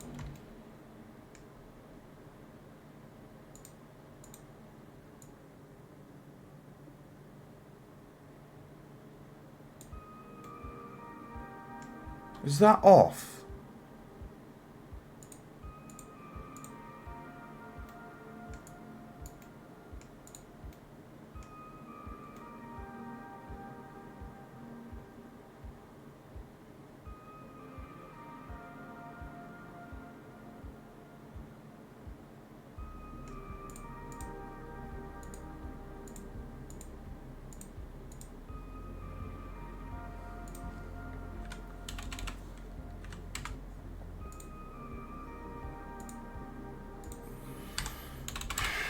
Oh, this is so frustrating.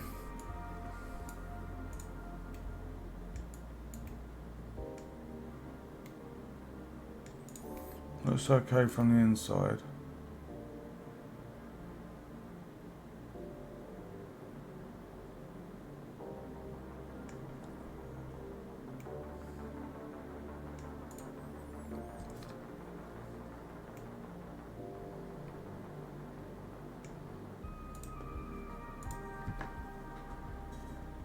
I should have got a coffee, really.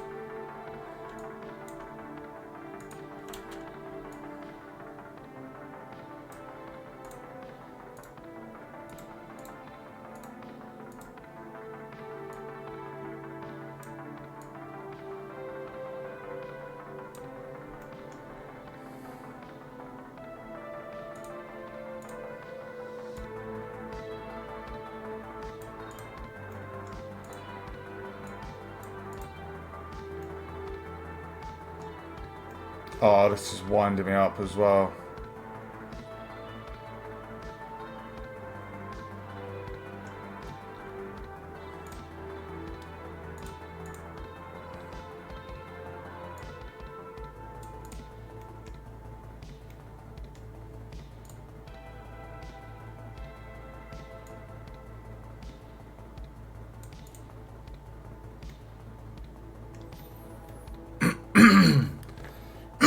You can see the gap as well.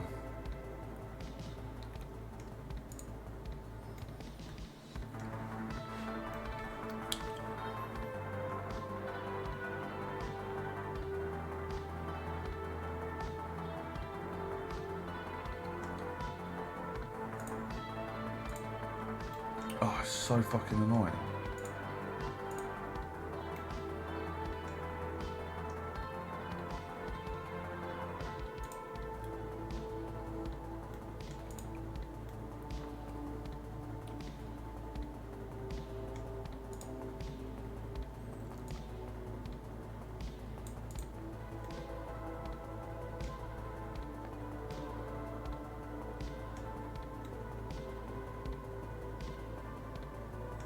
You can see it just there, guys.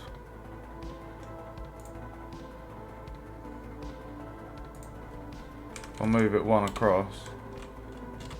It needs to be... Well, I shouldn't be having to fine-tune this because it should all be modular. But it's not. There's a little bit.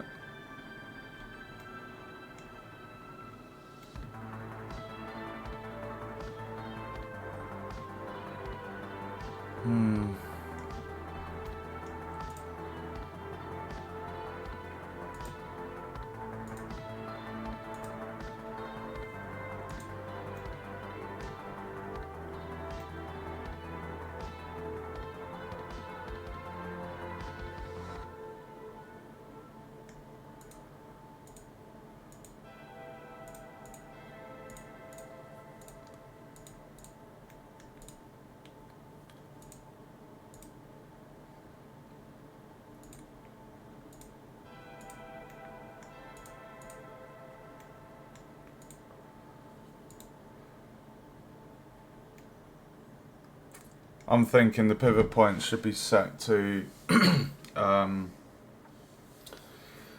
the very bottom of that. If the pivot point was not on the edge like it was, and it was dead center at the lowest point, then they'll be able to rotate perfectly without the way I'm having to do it cat-handed. And as you can see, we need a 4x4 ceiling plane. That's effectively just that section going across. So I'm gonna have to speak to the artist tomorrow just to get those couple of changes. But that is basically the shell of the bunker.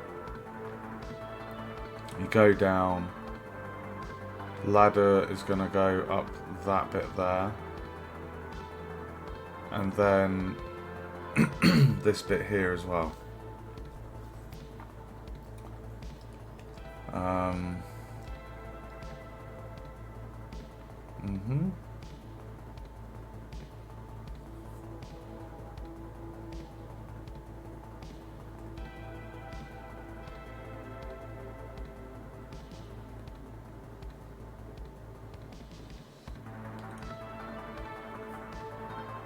I feel like we're gonna need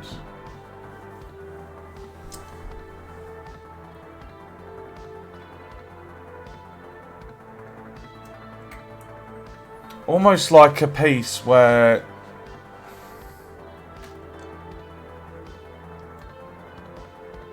because in the medieval level you just have ladders that go up. You can go down, but in this particular bit you're you start high up but with it being an open void and the ladder just kind of there, if you just run across, you're gonna fall down. We don't have full damage, but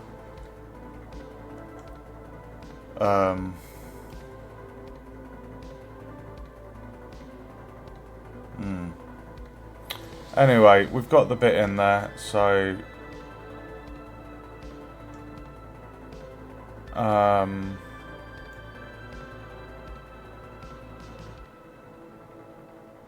yes.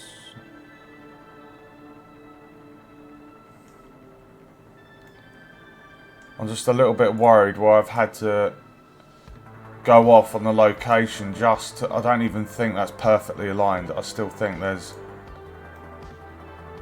a smidgen, I'm not sure. But yeah, I mean, they look great. The pieces themselves look great with the texture and stuff. I've just got concerns.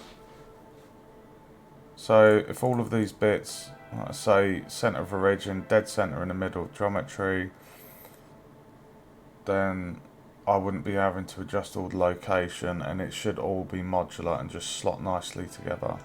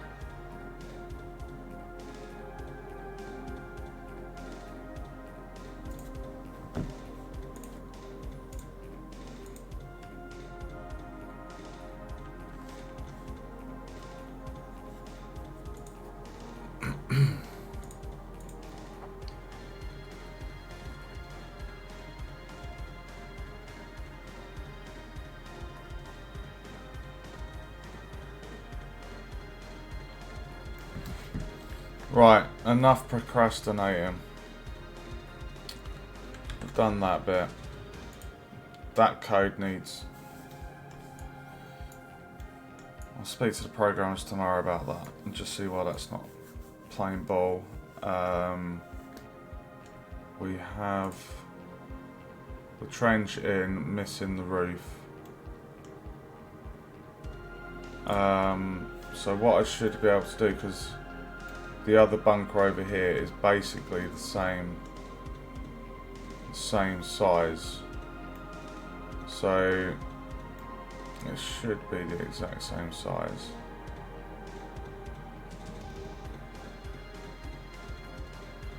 So if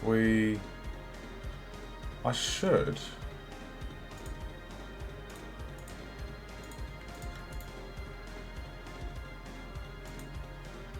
dude, what's going on? Move to bunker. There we go.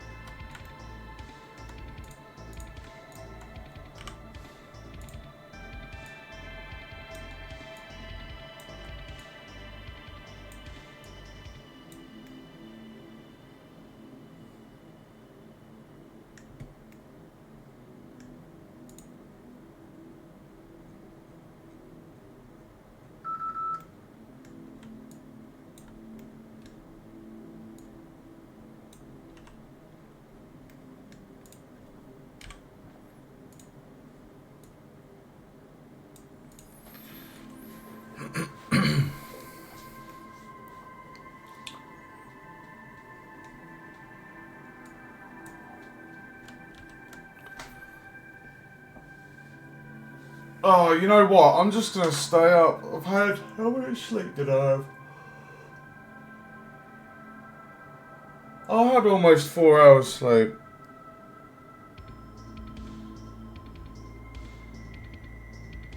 And I'm feeling fine. I think I'm gonna make a coffee, guys. That might help with this. I just feel I'm good. I'm just gonna keep going. So we've not got a lot left to do. If I just zoom out and show you, we're basically just putting in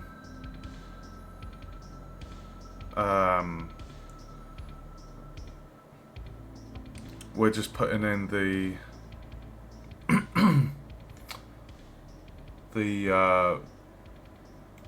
pieces like we did with the other section,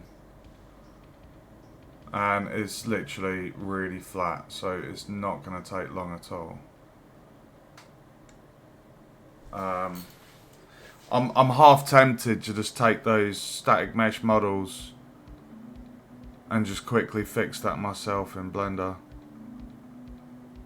just so it's done. But I'm still really wound up about the terrain static mesh code not working.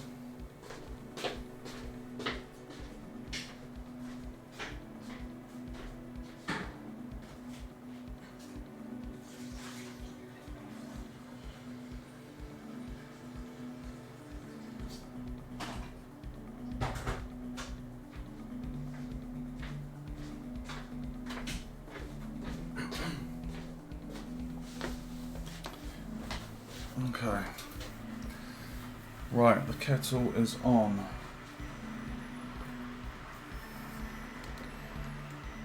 Right, so we need the ceiling piece for that one.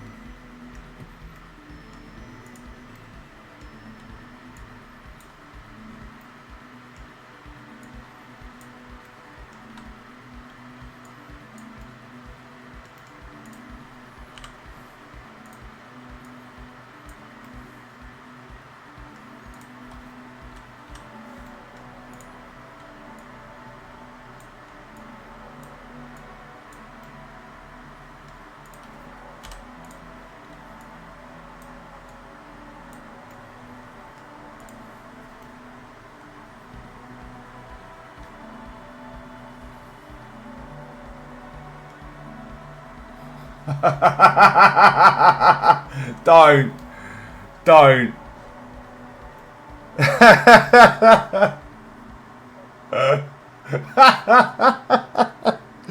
Don't, dude.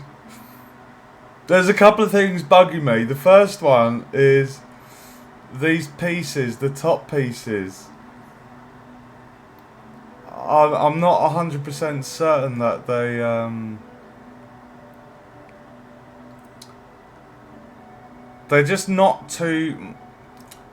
It overlaps. I just need to speak to the artist. It should be a 4x4 scale. And I think... I mean, personally, I think this edge here... Yeah, I'm just annoyed that that didn't align. Even here, you can see there's this white slither going across. I don't know if that's... Yeah.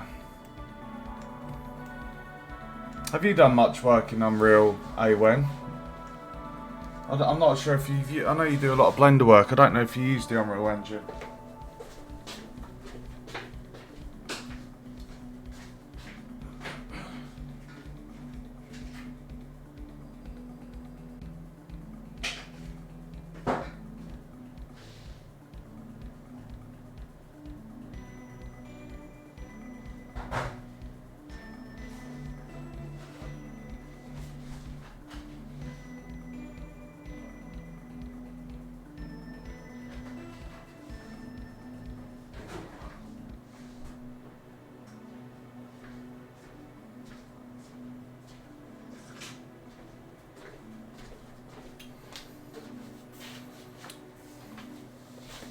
Ah, okay.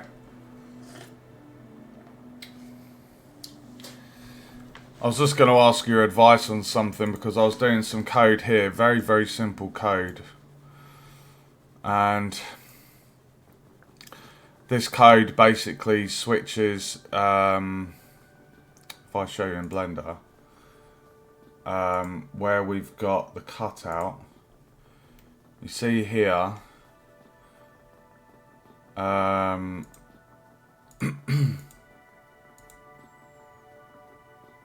what's going on there? Oh.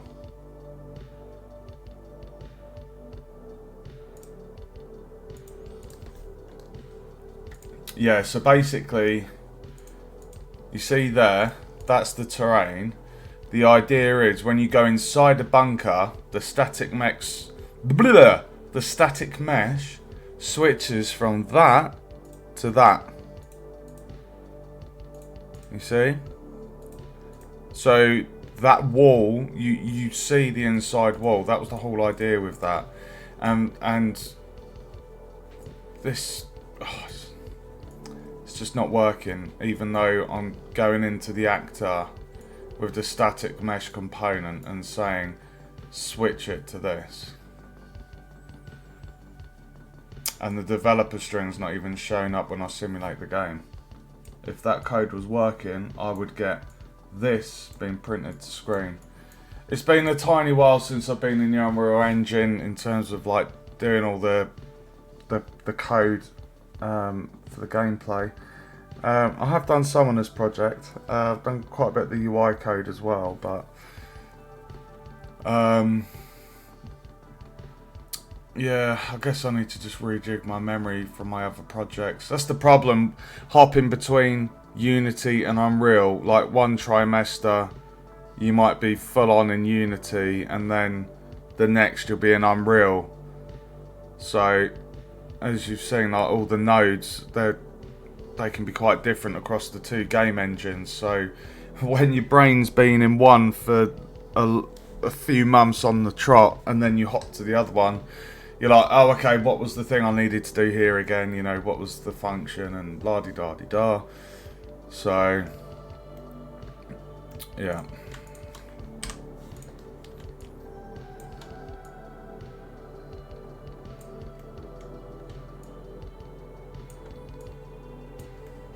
Anyway, we're almost done with putting in these pieces. And then the pain will be over.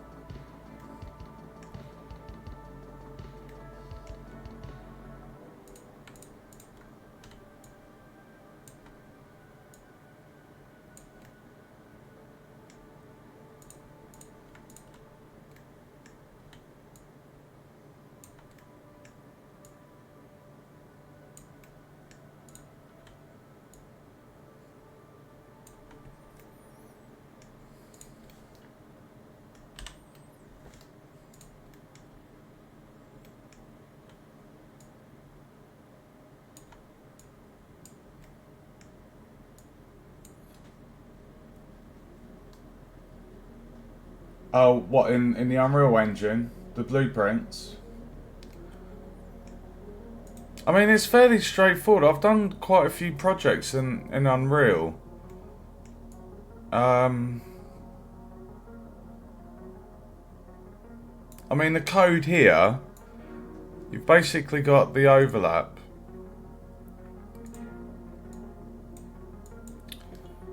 You've got the overlap box here, right? So you're saying...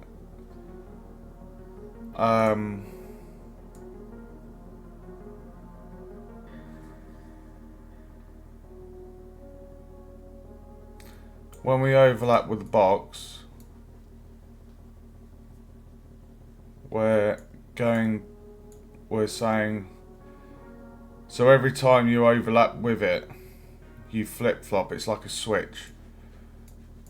And then I'm saying, go to the actor in scene, target the static mesh component, and then set the static mesh to the underground. So I'll just show you. Like that collision box, it's right here. We're at the beginning of the game.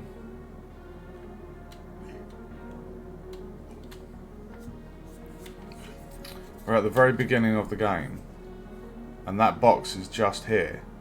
So when I'm in here, even if I unplug the flip-flop, and if I just go straight to that, not even that's working.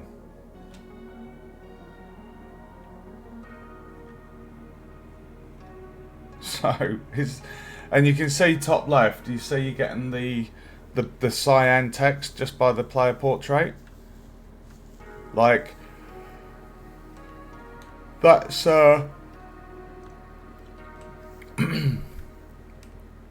that's meant to be, there's meant to be a message there saying is working.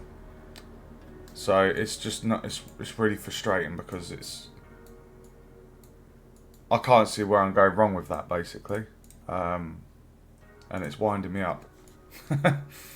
So, but the whole purpose of this stream was to basically just swap out the blockout I've done with the actual bunker pieces.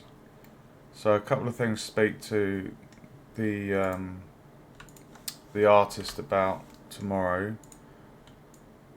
Just requesting just that ceiling piece, and basically just to remove all the faces apart from that ramp. That slope bit is the only bit I need. I don't need any of the other nonsense around the outside. I like the thickness on these top bits of the bunker, but again, pivot point needs to be dead center at the bottom, and yeah. Anyway, let's continue. So if I get rid of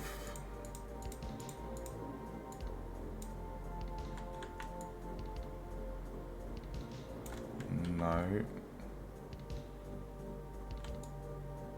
there it is. Just forgot the hotkey for it. So it's Control and Alt to be able to do that.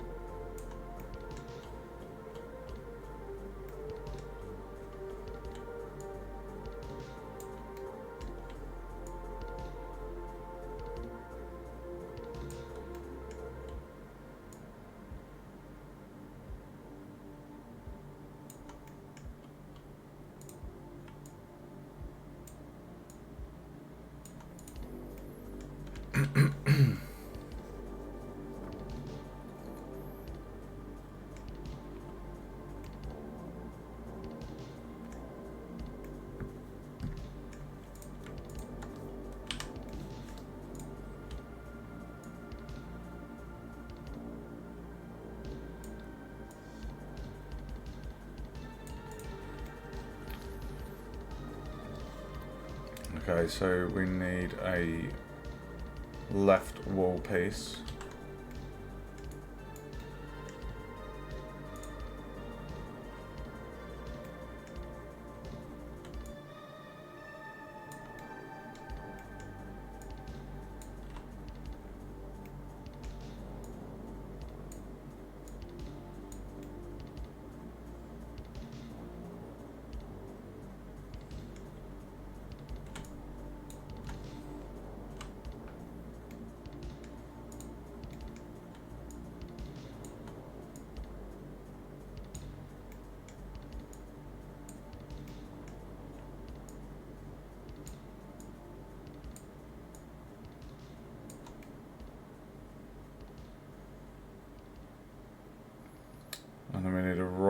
wall piece.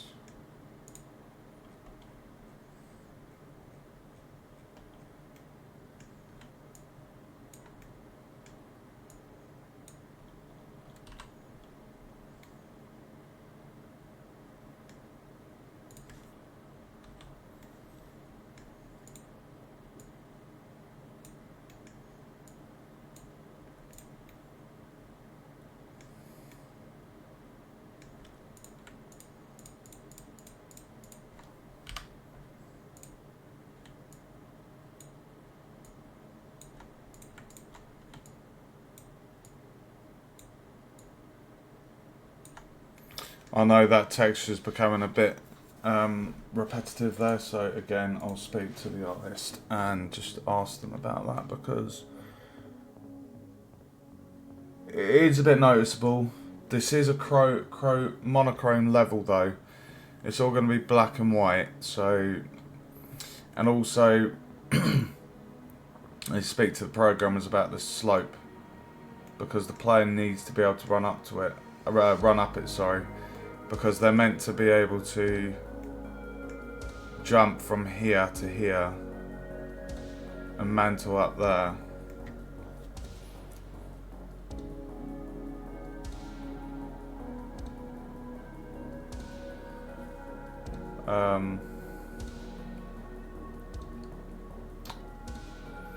We're almost done.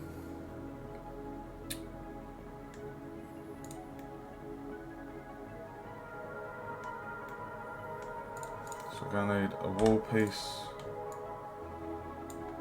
and then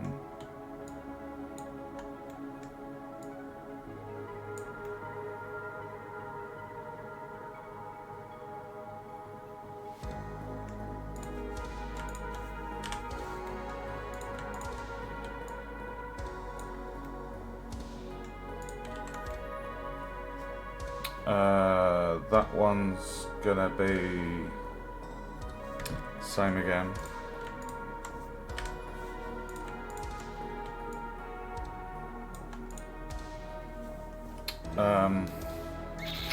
So that back bit is meant to be like a corridor.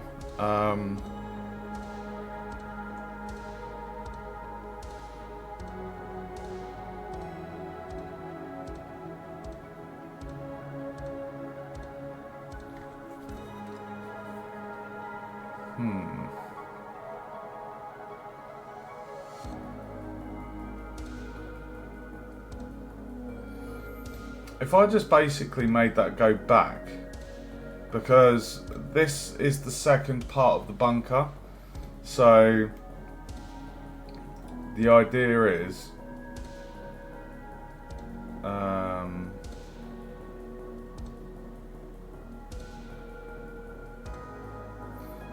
the idea is when you pass through here, flamethrower guys hiding in the corridor. So I think what I'll do is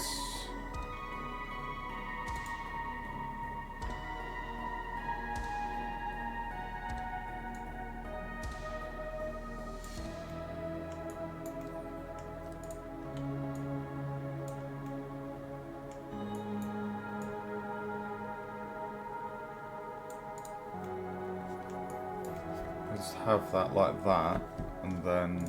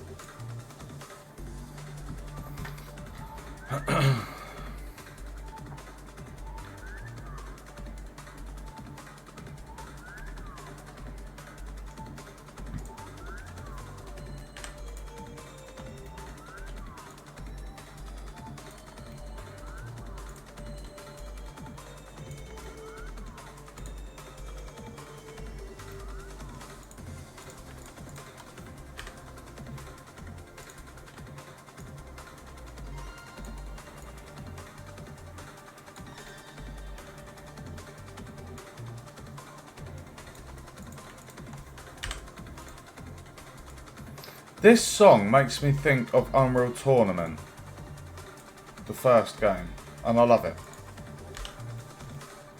Really nice memories.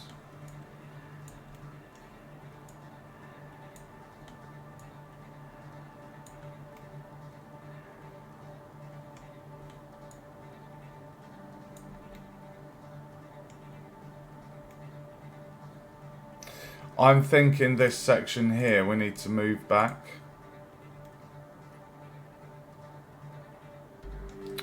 Because there's going to be props in here for like to look like the office headquarters, so I'm just going to basically move this back.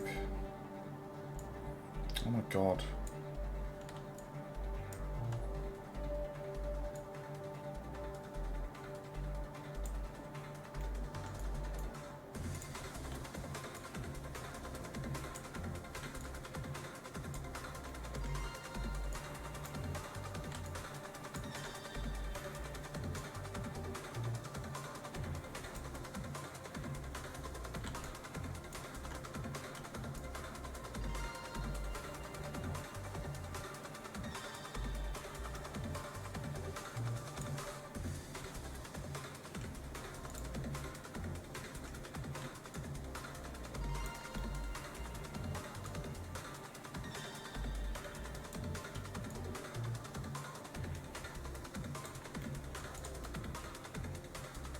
There we go. So now what we can do is we can actually have the office like equipment in here. Because if I hadn't have just expanded that back one, then all the props would get in the way of the player character. Welcome to the stream, guys.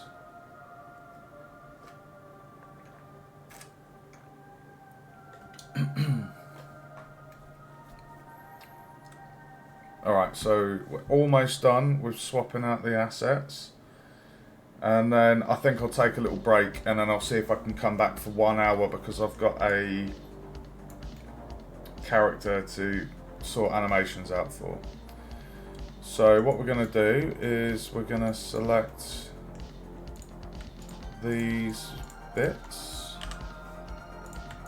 and just do that. And then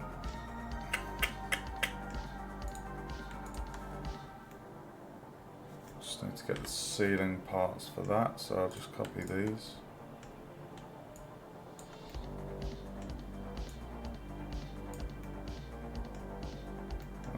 Do the same.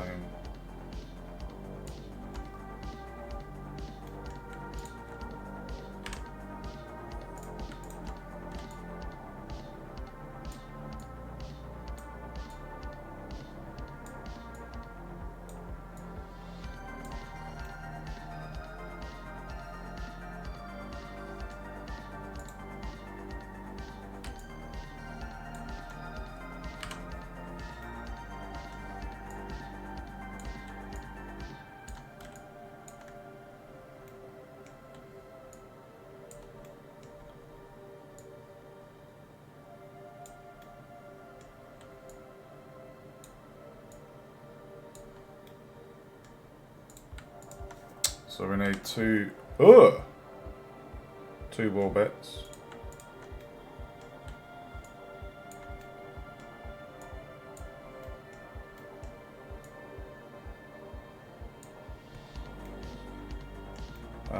One of those.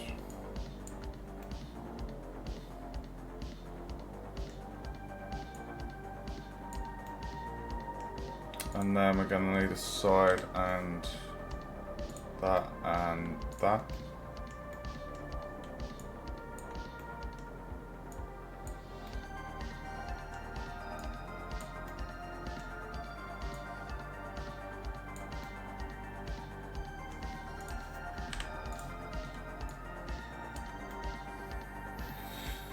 Um,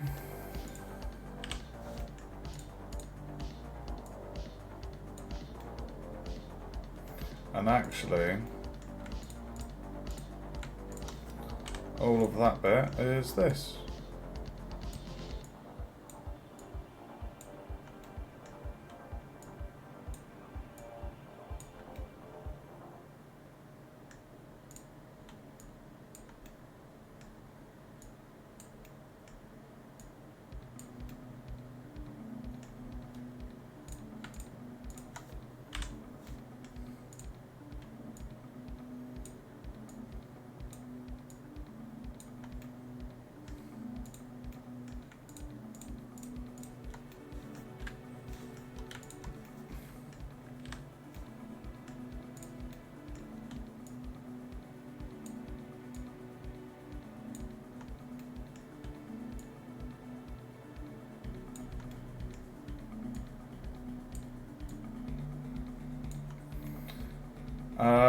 Now, I'm pretty sure that is all of the pieces in.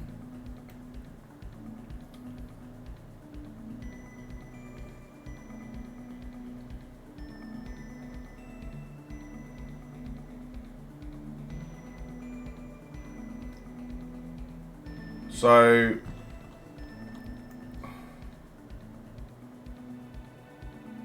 if I go to the Blockout, oh yeah, the entrance bit, comrades, enemies, mortars.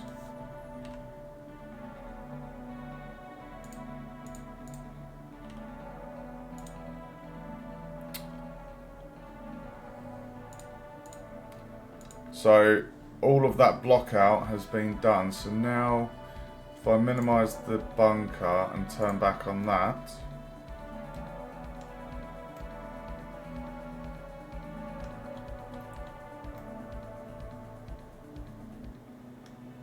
quite like the texture. I just feel we need to figure out how to stop that kind of repetitiveness.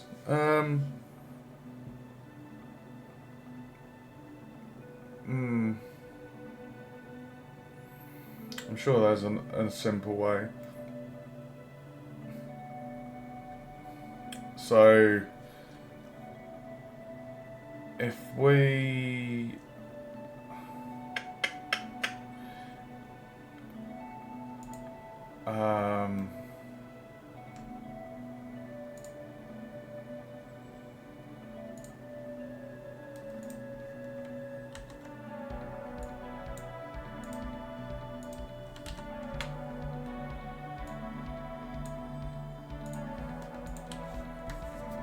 Michael Jackson.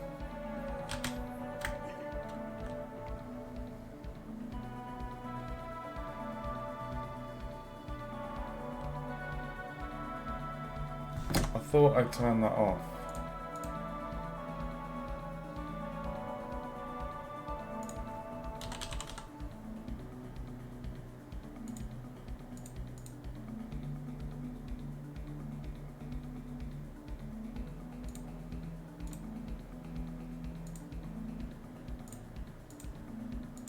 There we go. So we know the terrain is there until that code's sorted out later today. That transitions from the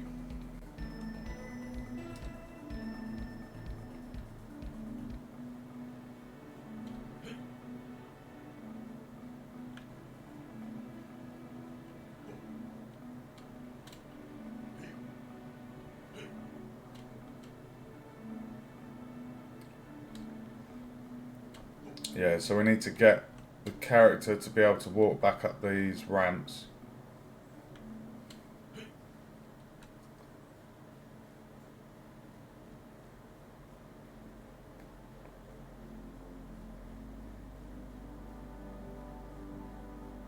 That's the bunker area, bunk beds. And then they get out the bunker.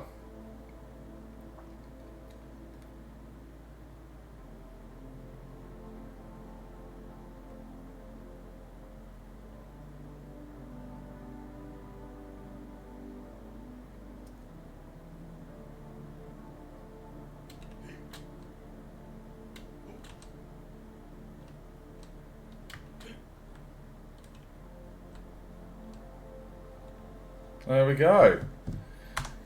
So guys, that is the purpose of the stream done. Swapping out the blockout bits I had put in there.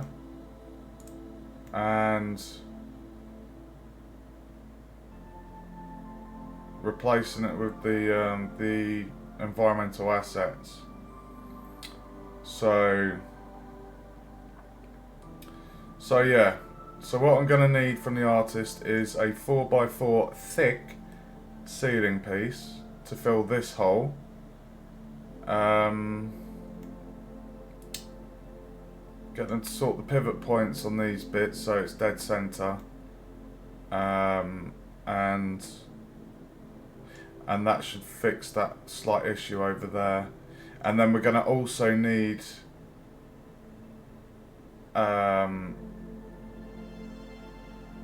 we're going to need like a piece here, because when you're outside approaching the bunker, you're not going to want to see into it. You only see that when you go in and out. So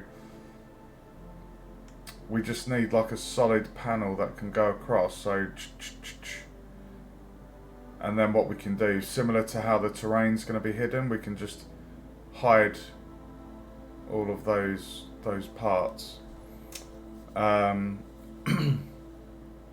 That's a way of doing it. So yeah, I'm actually just wondering,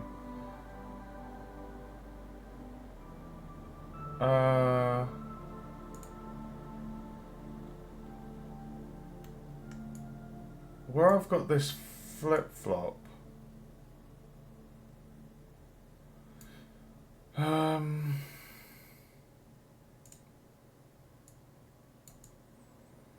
does that overlap?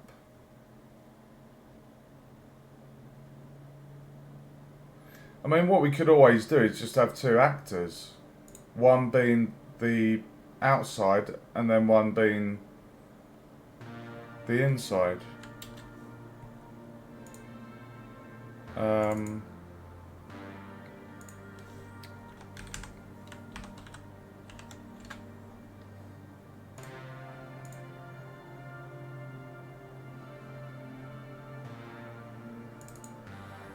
I might just do that. Let's see if we can quickly do that. Because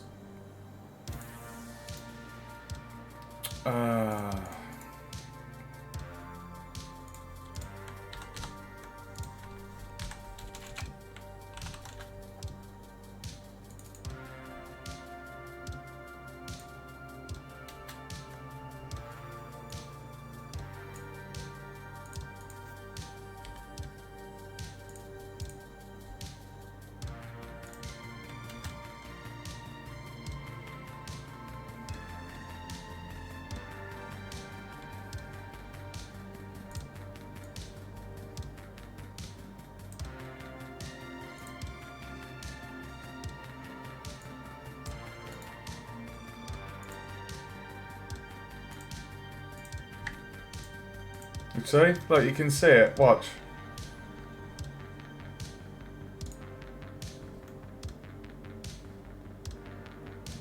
Look at that.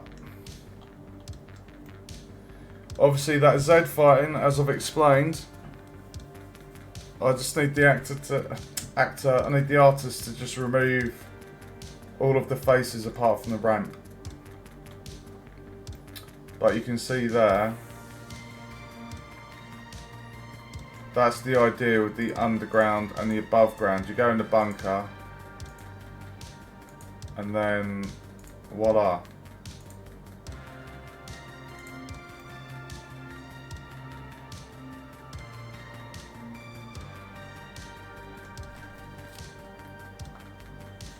Fairly straightforward job to do. Just give me 1 second. I think it's just easier just to have two actors, one having one mesh, one having the other, instead of the BS code that's for some reason not working.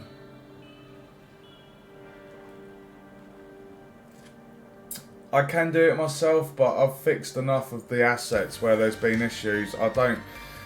It's not my job to fix other people's bits. Like, I've done it so much throughout this project with certain things, I don't want to do it anymore. I could easily go into Blender, delete all the faces, update, re-import the mesh. But I've been very helpful, almost too helpful, where I've created extra work for myself. And I've got the space game to build, so yeah. But anyway, what we're going to do is interesting.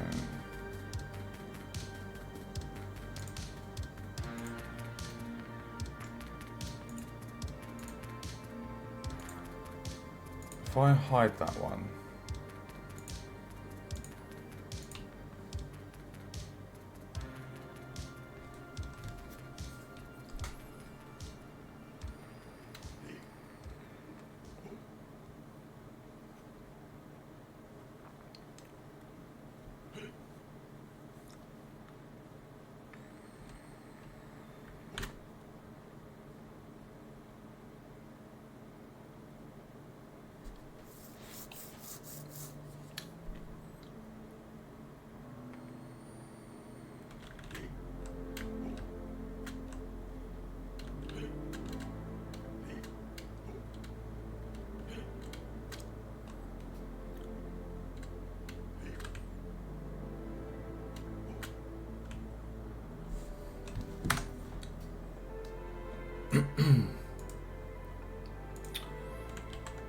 Okay, let's try this.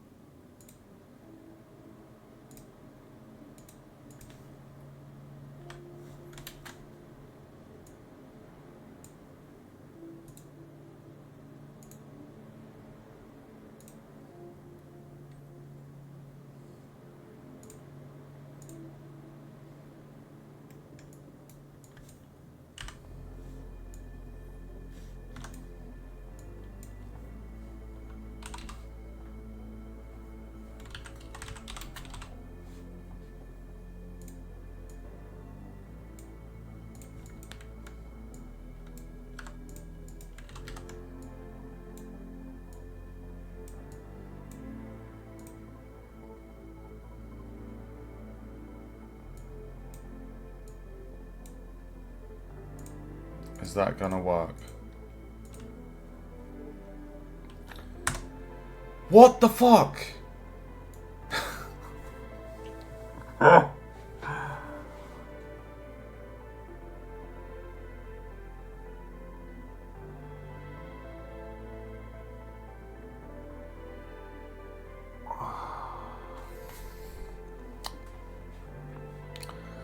So at the moment, we have above ground, above ground,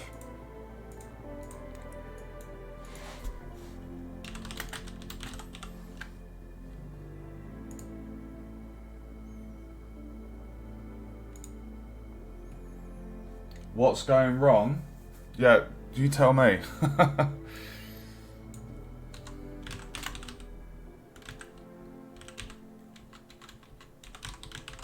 I have no idea. It's really pissing me off.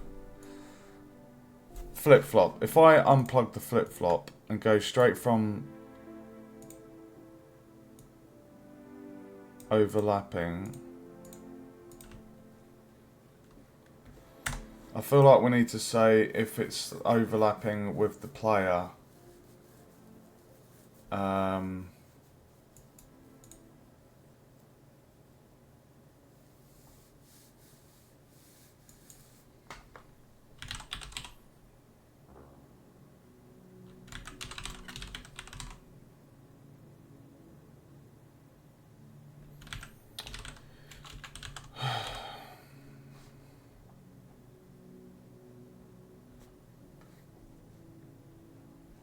one second, dude. What's meant to happen, I've created an actor for both the above ground terrain and the underground terrain. At the moment, if I turn off oh, numpty, you know what I've not done?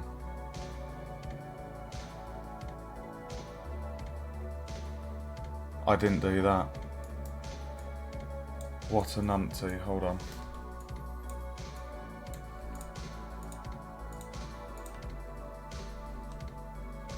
I'm still not getting the print string.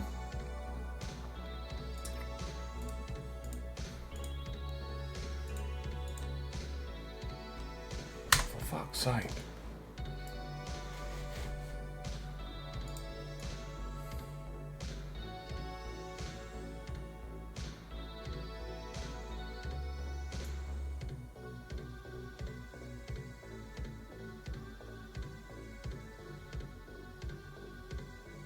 No, you know what I'm gonna do? I'm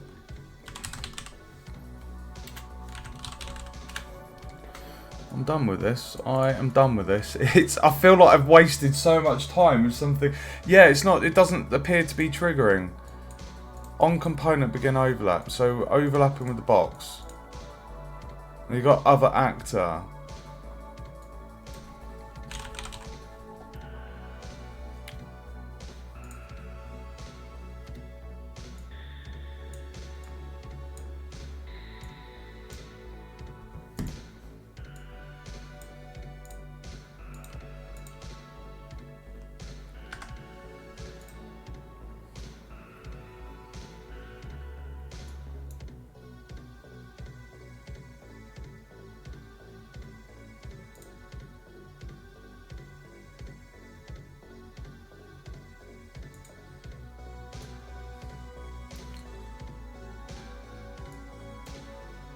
I mean, it should be.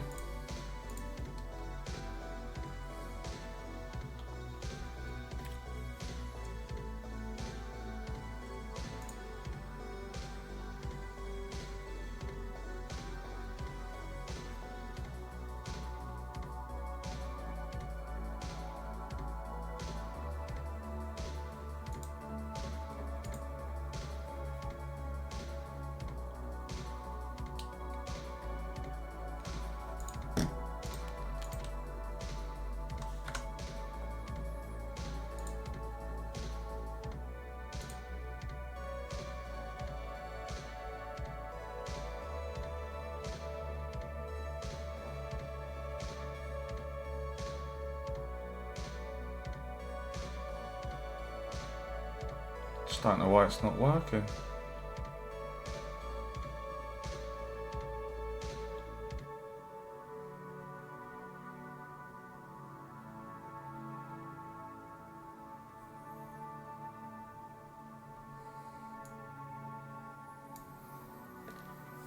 Do both actors?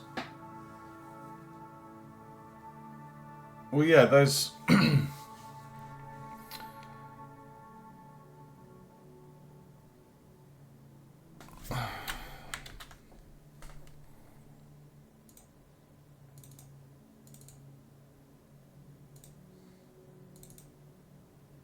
It inherits from the BP player.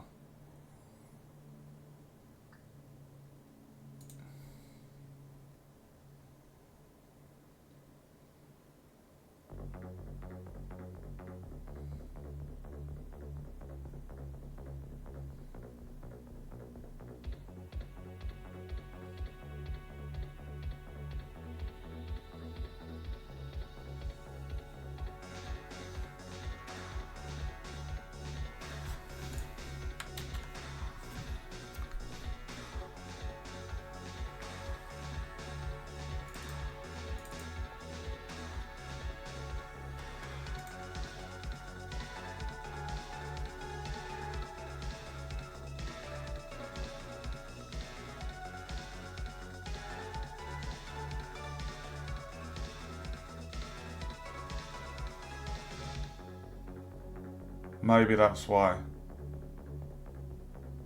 So the BP player World War One is a child inheriting the BP player. I'm wondering if it's because this is on block. That would bloody explain it, I think. Let me just try something.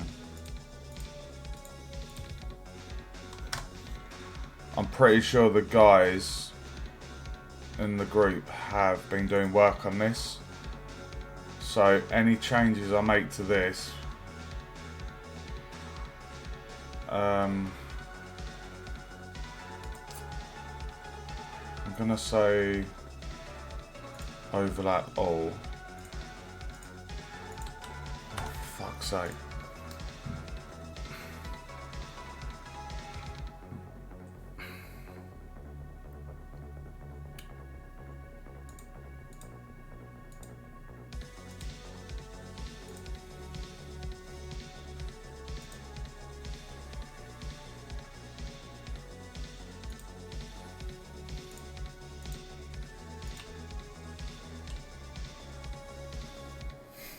I'll give up. I am not wasting any more time on this. I really am not. I just don't know why that's not working.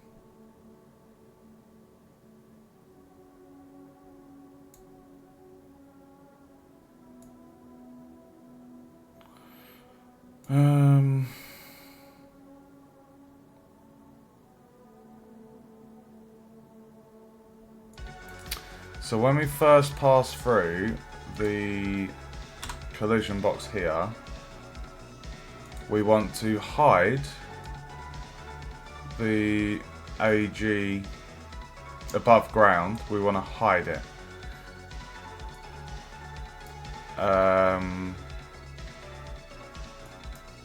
And then what you would want to do in the same code here is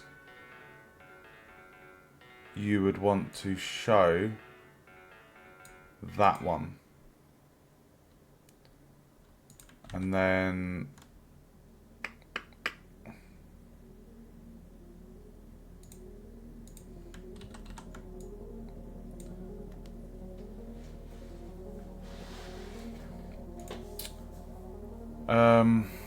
yeah, give me 1 sec. Let me just that's what this is, print string.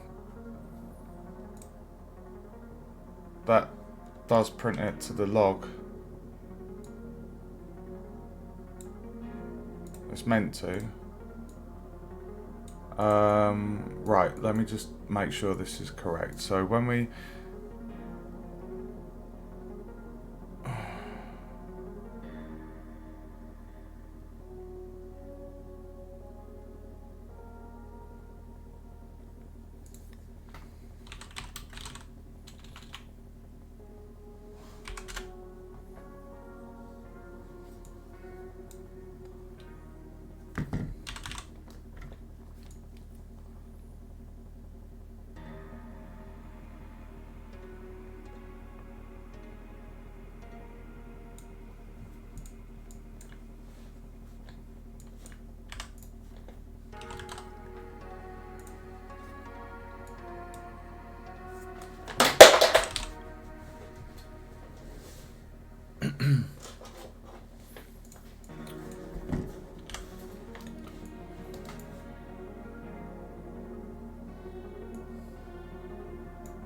okay.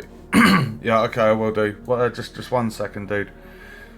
So when we first pass through the flip-flop, at the moment, above ground is shown, underground is off. So you can see here on the static, the actors, on the outliner details, above ground is visible.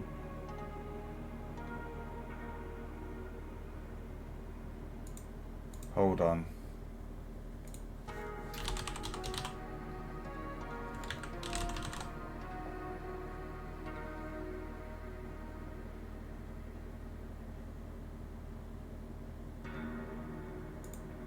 Yeah, so Above ground is visible.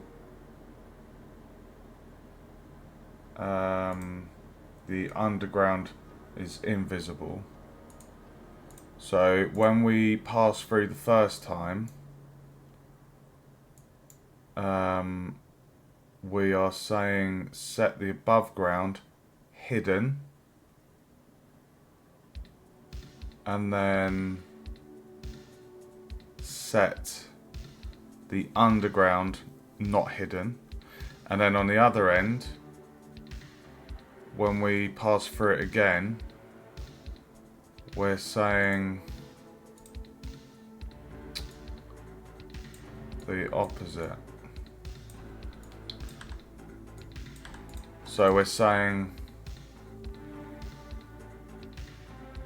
when we pass back through it, we are hiding the underground and we are showing the above ground.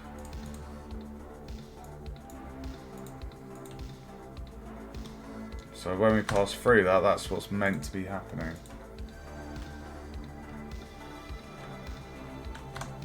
We're getting no error log.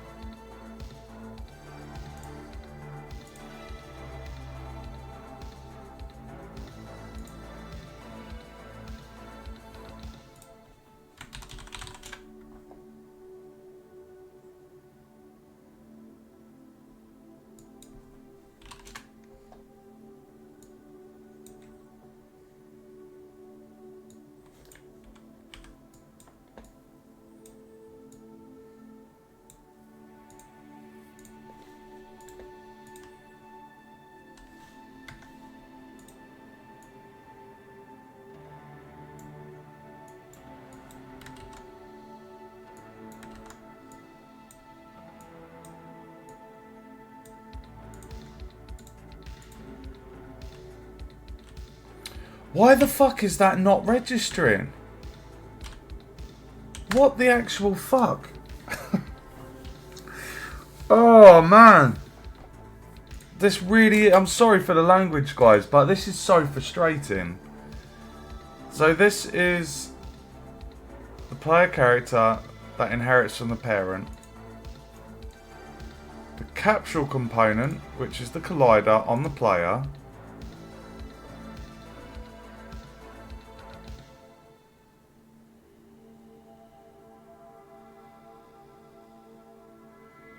It's currently set to block everything.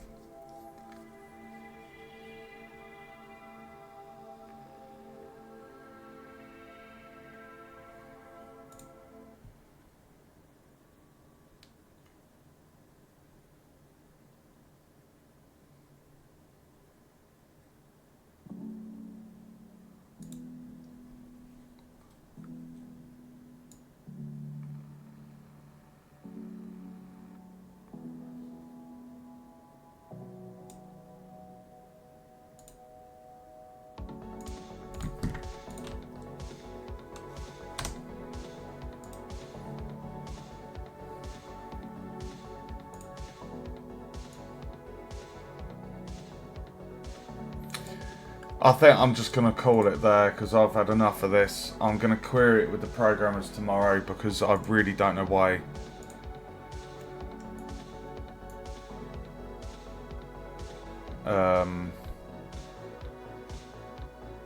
Why this isn't working. Not even this section, the very first bit of the player overlapping with the trigger. I mean, I know one of the programmers put in this collision, this trigger box.